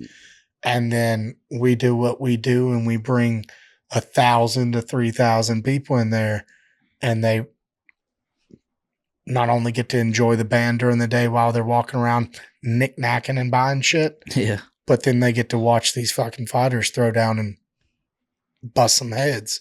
Sounds like a badass day, really. Yeah, it does, bro. Like, and you know, I don't want to necessarily put a price out there on like a ticket for something like this. Yeah, no, you're not because ready for that. I've got to Yeah. get everything laid out and really kind of finalize pricing on what it's going to cost, and logically look at the budget, because people bitched when we went up from 25 to 35. Yeah, I was one Camp of those, Jordan. but I mean, I knew that it was coming. I mean, well, it's just when like you grow, it's got to. Well, you can only do so much. Yeah. Like, starting out, we only put the fighters in the hotel for one day. Now we put them in hotels for 2 days. So like every event, That's worth $10. you're talking about we spend Right. you're talking about we spend $6K on fucking hotels every event. Yeah. Yeah. So, then you're talking about the average venue, like the pavilion's probably going to cost like $8,000 to rent Yeah. when all the fees are added in and all that. Yeah. So it's like, that's not the other fees that we have to Sure. actually run an event. So it's like, it's going to make the cost go up, and it's going to make more of a risk, but I feel like it's more of a wow factor in the unique feel. Not only, like I said, for the fan, but the fighter. It gives an opportunity for some of these local bands and musicians to kind of showcase Absolutely. their talent, some of these local businesses to showcase their craft and what they have to offer to different markets where, some of these people are coming from, like I said, I've got people coming from Nebraska. I've got people coming from North Carolina, South Carolina, Georgia, Alabama, Florida, all over the damn country. They're coming and competing on this show. So it's like, they may never see your business again, but they may buy something there and then spread word of it. And then that might actually get somebody buy it online. Absolutely. Or, look into you online when they come out this way. And like, and so in my opinion, it's a way to really showcase these businesses and allow them to kind of showcase their stuff. It's a way to really showcase these local musicians and like really kind of, cause man, Chattanooga's a fucking, It is. for lack of better words, it's a glory hole of local Of bands talent, and talent, Yeah. like in athletes and all sorts of shit, you could just randomly stumble into, you never know who you're going to run into. Yeah. Peyton Manning could be walking the street. That's Yeah. right. Like, I mean, and like we live in Hickson, and like Peyton Manning has came into Formosa countless times to pick up food, Yeah. so it's like, you never know who you're going to run into. Yeah. And like, there's in that light, like, I'd like to try and I have the philosophy, as so many before me have said, each one teach one. Like you make it, you reach back, you pull someone else up. Well, like, I feel like I've had to kind of struggle so hard to get my story out there and like blossom in different lights of showcasing like the different businesses and the visions that I have of like, it's truly just me trying to do something good. I'm trying to help people. Like, Right. fuck, if I was being selfish, I'd just beat your ass and take your wallet. Right. Like, Right. Yeah. like, it wouldn't be That's that simple enough. like it wouldn't be nothing crazy, but like at the same light, like, like I want to give these businesses, give these fighters, make that route a little bit easier for them. Yeah. And, like, so I don't want to put a date on it yet, because No, we don't have to do any we're of that. working, But but the idea behind it is I pretty rad. think realistically, man, if everything works out to plan, like it's going to be kind of an unreal experience for everybody. Yeah. Like, it'll be beneficial for these businesses. Like, the past two events at Camp Jordan, April, we had probably 1,500 people or more in attendance. July 4th weekend on July 6th, I know. we had over 1,000 people, probably 1,200 people in attendance. Like, now we're coming into October. And if everything works out, it just depends on, like I said, we got to see how shit shapes up and which, really risk to reward is more beneficial. Yeah. But if everything works out, man, I'd really like to kind of like move towards running more of like these festival events where we're able to bring these fighters in, we're able to showcase these businesses, we're able to showcase these musicians, and like it's just like I said, an unreal experience. You never know who the fuck you might run into. You never know Yeah. like what you might be able to buy at the event. Like, Yeah. oh man, that's fucking cool. You Yeah. know, shit like that. Like, you know, cause like, you know, like you look at this shirt right here.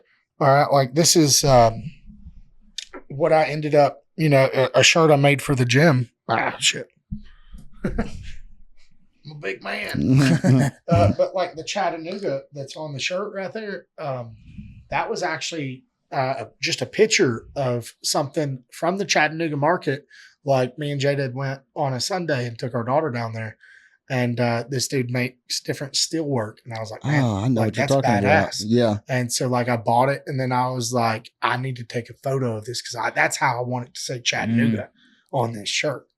And like, you know, it took me fucking a million tries, Yeah. but finally got it to like look semi-decent, like where you could tell it was steel and not just all blurred together. Yeah. And like, you know, but that's the thing, man. I truly want to kind of showcase like the city in which gave me light in That's life. cool. Yeah. And like, you know, as I said earlier, you know, people say it takes a village to raise kids. Well, you know, it takes a whole damn community to really raise these like fighters. Yeah.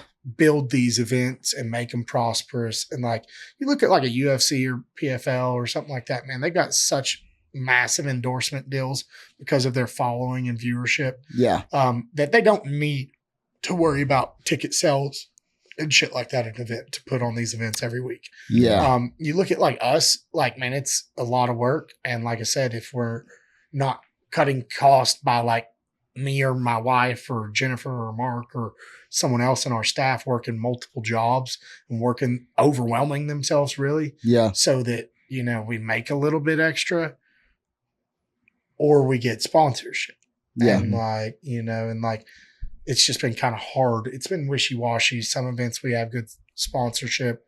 Some events we haven't, you know, shout out to the people who've kind of been there for a while, like the Farm, the Farm 10, LLC, Bell Heating and Air, you know, Crow's Tree Service, Bay Pumping, you know, like, hell, my gym, you know, Peyton Carly Lynn's, you know, like some of these people are doing unreal amounts of work to bring the vision to light. Yeah. And, you know, and like, I would like it to eventually get to a point where we could pay everybody a gracious amount, us still walk out with a gracious amount. Yeah. You know, it be beneficial to all. Yeah. Because, you know, I've got a daughter, I've got a wife, you know, I don't want to fucking struggle my whole life. Yeah. Yeah. 100%. 100%, bro. I get that for sure. So That's something I decided to do most of my life is struggle. But we don't have to get off on all that.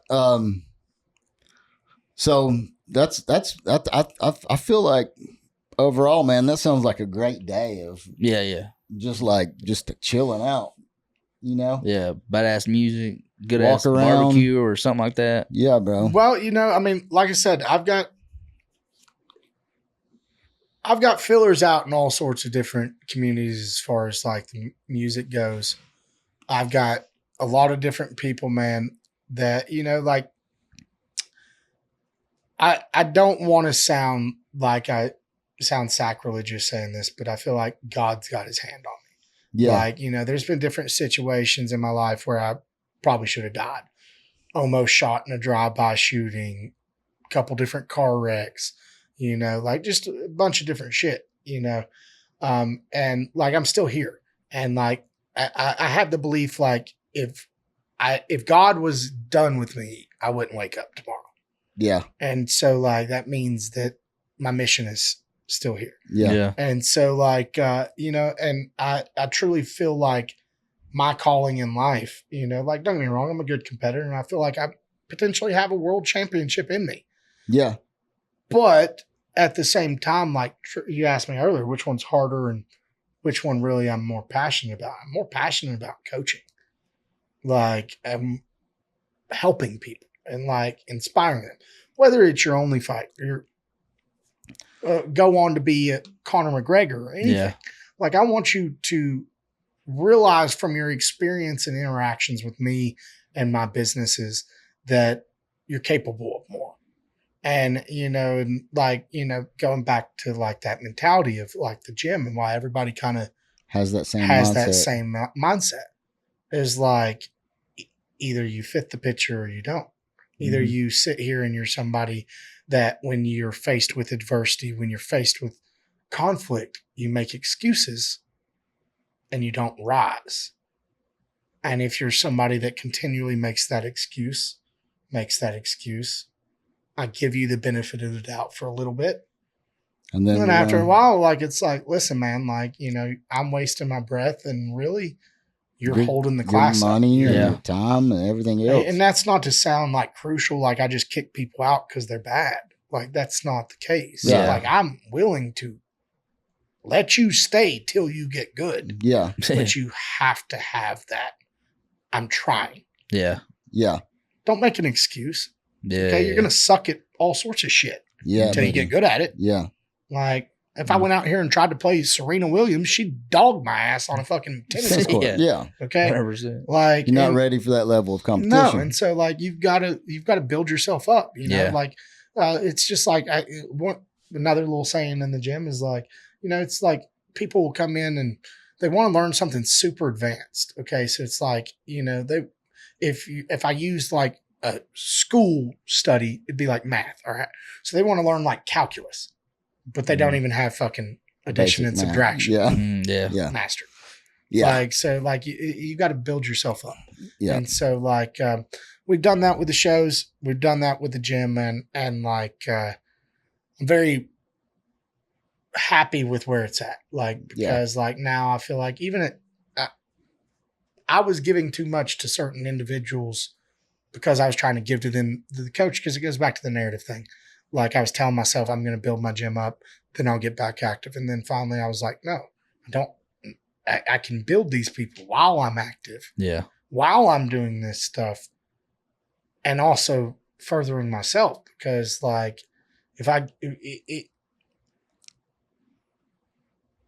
it's really heartbreaking when you care about someone else's success more than they do.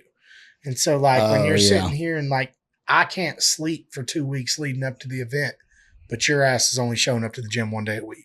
Yeah. I should pull you from the fight.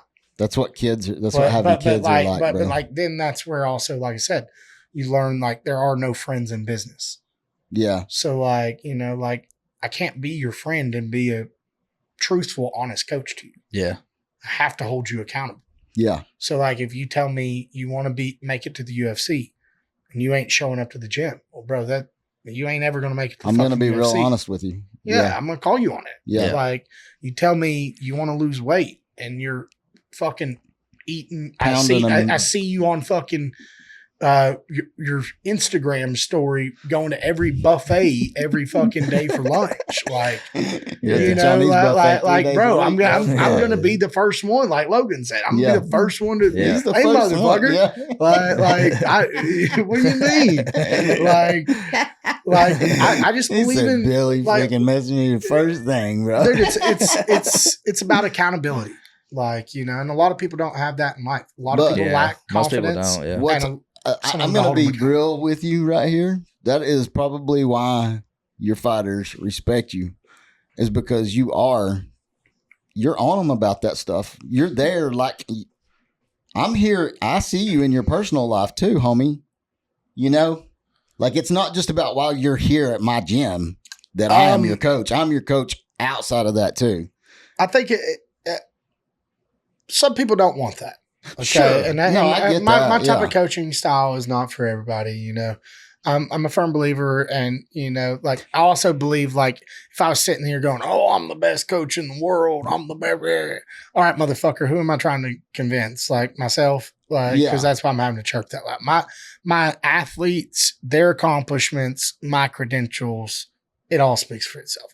I ain't got to prove my shit to no one. Like, if you want to test me, we can either run it in a competition. Like, fuck, just come show up, sign the waiver, let's fight. All right, I mean, worst case, you show up, disrespect me too bad, and then all right, we'll fucking We fight don't even bare have knuckle. now it's a court case. No. But yeah, now I'll call my investor Dylan Aslinger, who's also Aslinger Bonding Company. All right, and he's gonna bail me the fuck out after I beat your ass because you said the wrong shit.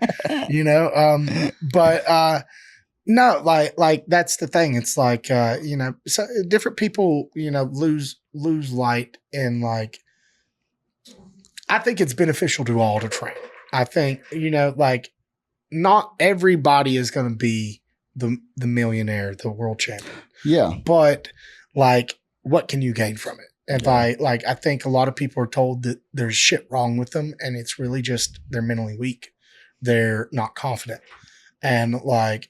Like when you build the courageous attitude of having that mindset of a warrior of like, like I'm a 275-pound man who, has the credentials I have. So like you come in and you train and like, you're scared shitless the first time or two you spar me. But imagine after like you have the experience like Matt, where it's like, Matt will stand there and fucking trade with me. Like we'll beat the shit out of each other on a Wednesday night. And like, not maliciously, but like technically. Yeah. And so like it's literally like that confidence applied to the rest of your life.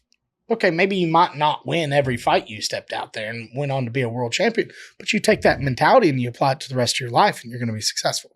They say winning a world championship, the belt or the gold medal, is not really the true accomplishment. It's the mindset in which you develop, because then anything else you do in life, you're a world champion at, because you have a world champion work ethic, you have a world champion discipline, a world champion consistency, mentality.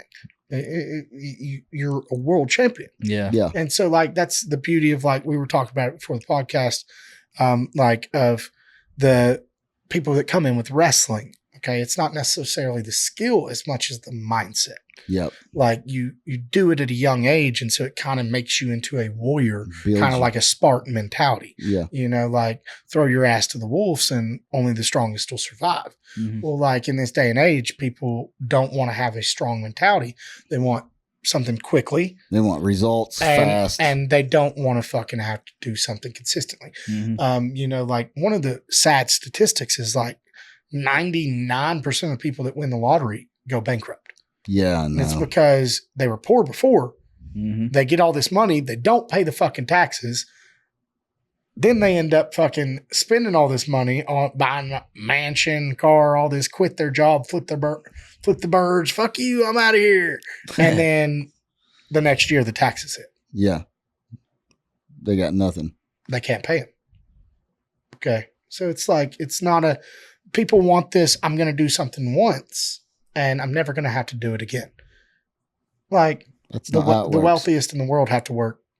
Yeah. Yeah. Like in some fashion or way, like they delegate and they manage their time better. Sure. Okay.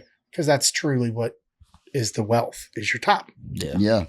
And so like, that's the big thing, man. Like, I think that a lot of people kind of shake it in different ways, but I think that coaching, I shouldn't just care about you for the result in which you attain for me in my gym. I care about you in other lights. So like, like I've had people who are recovering alcoholics or recovering drug addicts. And like, like I've known them from like 15, 20 years. Yeah. And it's like, they come to me and I don't give them the same spill as the random. Mm-hmm. I give them like listen, dog, I know the fucking shit you've been doing. And you tell me right now you're wanting to fix your life. I'll be the number one motherfucker in your corner to help you do it. But the moment you fuck up, and we both know, and I'm going to know because I watch. Yeah. Yeah. You're gone. Yeah. There's no ifs, ands, buts. This is your warning. Yeah. Like, because, man, hard drugs, I've watched it crumble so many people's lives around. Bro, yeah. Long story short, it's what crumbled AKB. Like, dang it. It's just, I mean, y'all would have met me 4 years ago here. Right. Like, but that's the real reality. Yeah. Like,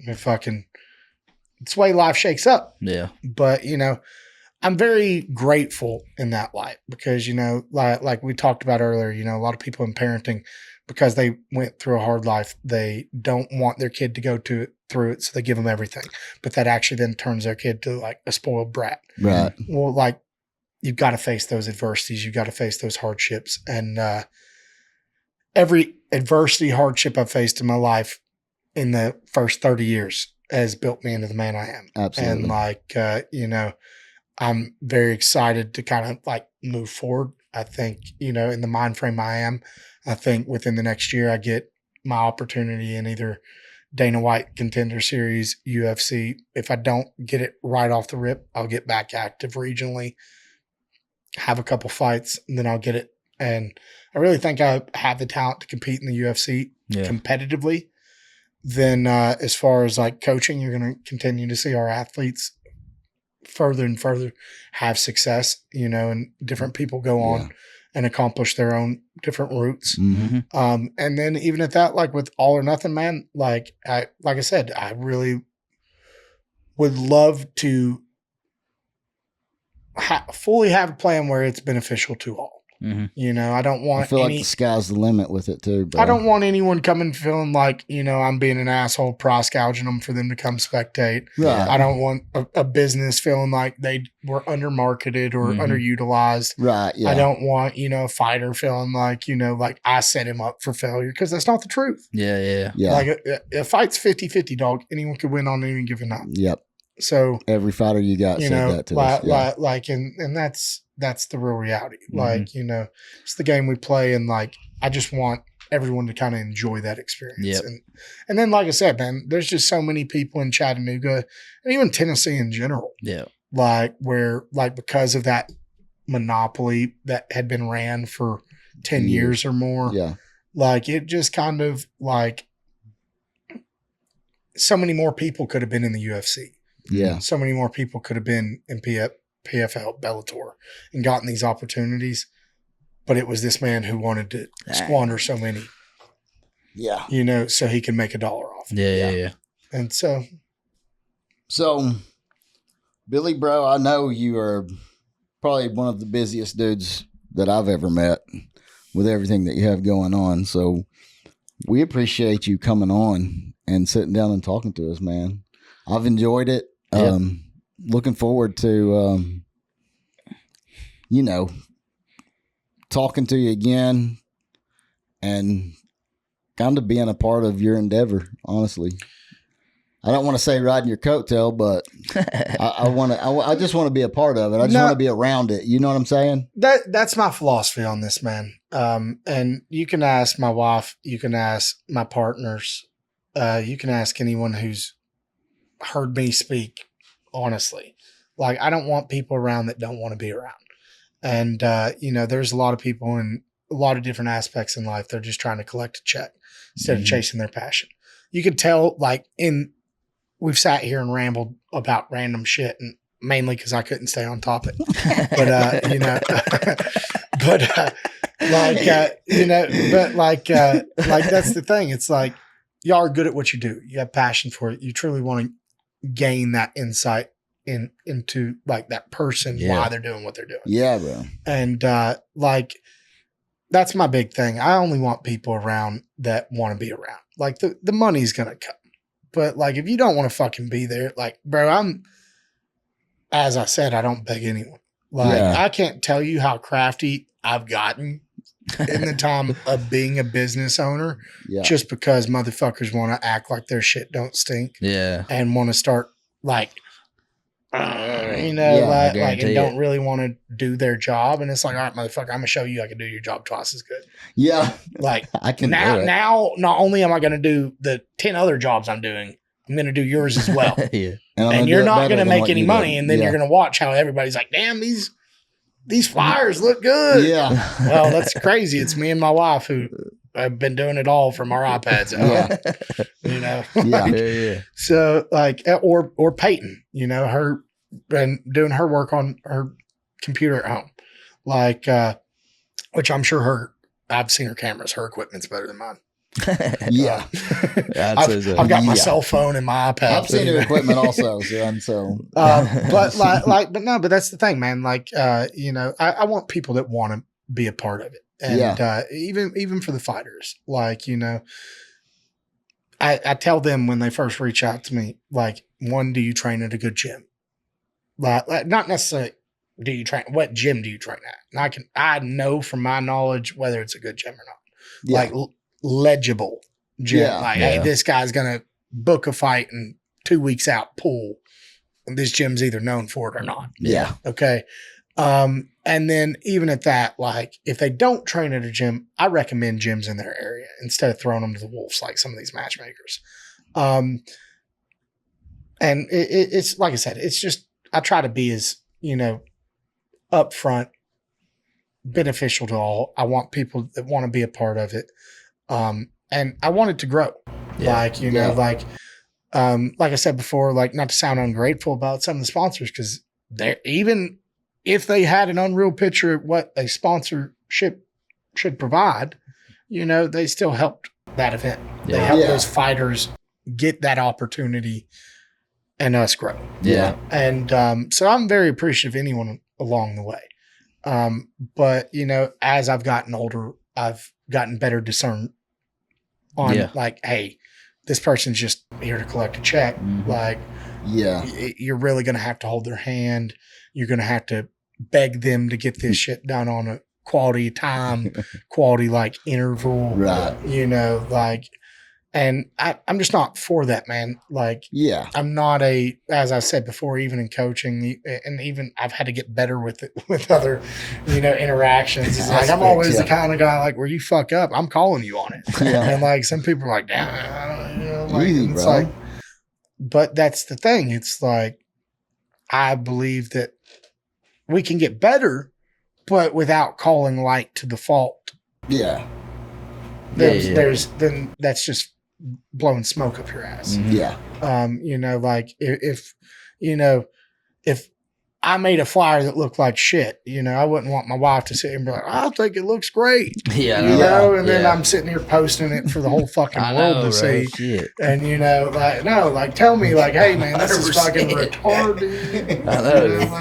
It's the R word. I've been dealing with that a lot. Have you? I feel like I always deal with that. Everything I make looks like stupid as fuck. But you gotta have more, but that comes with confidence though. Yeah. So like, like, I had to be willing to fuck it up to figure it out. Yeah. And 100%. like, that was the thing. I was like, okay, I have this vision for the show.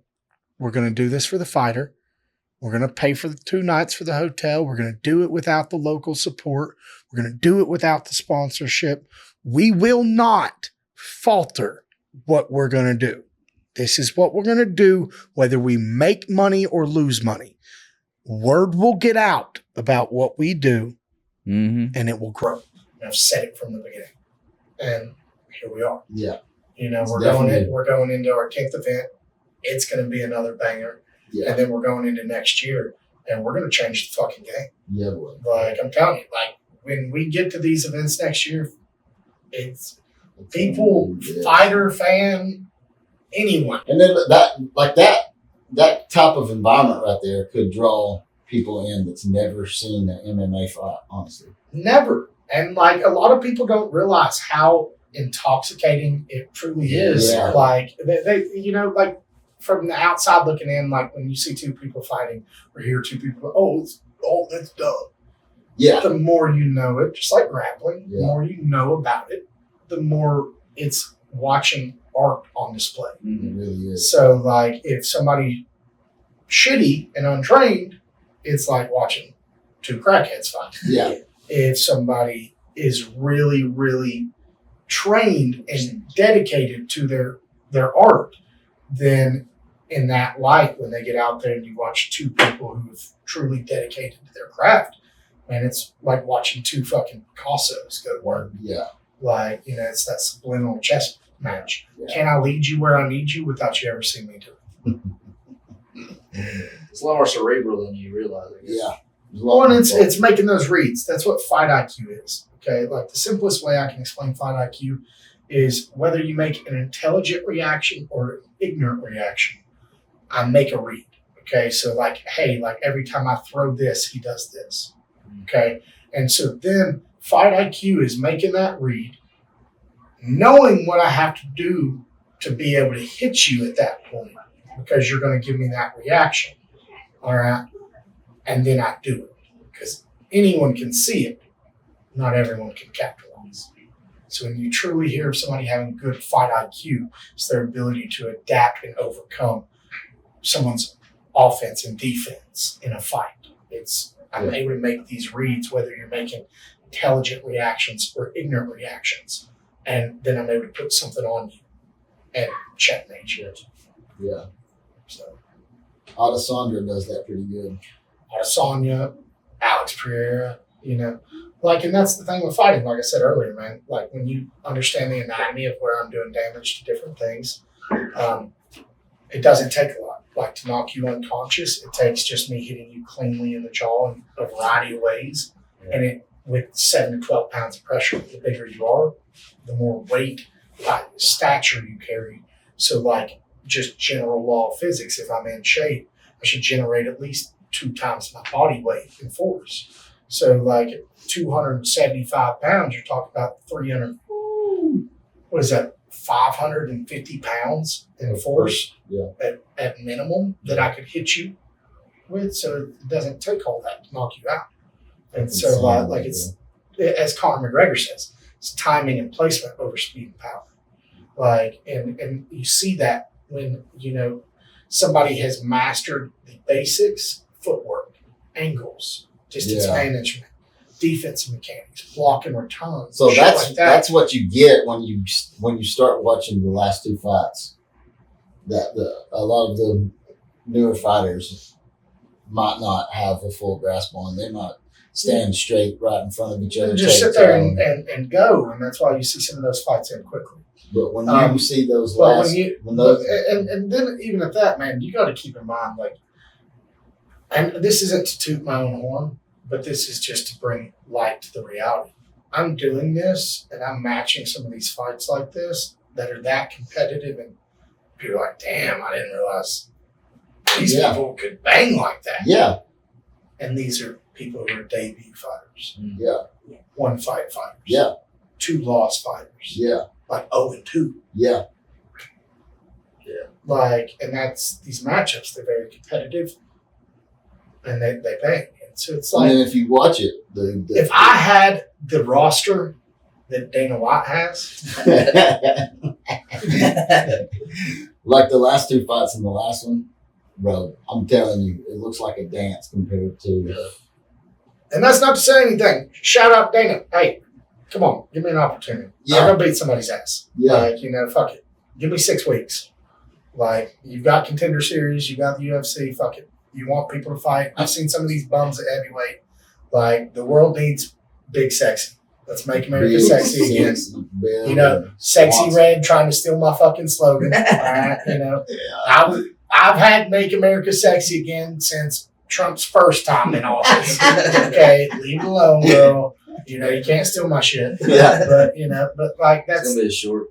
Watch out, her lawyers It's will gonna be a reach out. 50,000 views on that bullshit. Dana, I'm gonna tag Dana White in there. No, but that's what I'm saying, man. Like that's the thing. It's like, man, I feel like I get limited, and because people want to portray a fighter in a certain light, or they only want a certain image of their fighters, and so like if people would allow me to just be myself, I'd sell. Like that's why I have the fan base I have. It's because I'm down to earth. Yeah. Like I'm one of you. A normal dude. But like I just believe I could get out here with these fucking monsters, and they don't know who I am. Yeah. Mama ain't raised no bitch. Yeah. And that's the real reality. It's like anyone can do what I've done. Anyone can accomplish what I've accomplished. It's just focused intention to develop your craft. And like a lot of people, like I said, man, they lack that consistency in all sorts of ways in life. I learned it a long time ago in wrestling, learned it from poverty. Like, kind of never had anything. If I wanted something, I was going to have to get up and fucking get it. Yeah. And like, no one was going to give me $1 million. No one was going to give me a mansion. Mhm. No one's going to give me the fucking Lamborghini. Yeah. Okay. Like, I want these nice things. I want my daughter to have these nice things. I want my wife to have these nice things. I'm going to have to get it. Yeah. And, like a hustler will always find a way to make it all. I'm gonna be a hustler, man. 100%. I mean, bro, we appreciate you coming on. Yeah. 100%. We love what you're doing. And like I said before, we just want to be a part of it, however we can be a part of it. And, but we're going to have to end this podcast. All right. We always say, I love you. love y'all at the end of it. She said she wants to. Oh, thank you guys. Man, we didn't even try the smelling salts. So pull them out. I didn't go stretch. You ain't been up for a minute. I done paid like 4 times since y'all sat It's down. about dead. Hang on. I think It's not really that strong. so y'all probably never done so little talking in one. Yeah, that was. That's gonna be easy to edit. Yeah, Y'all running out of content.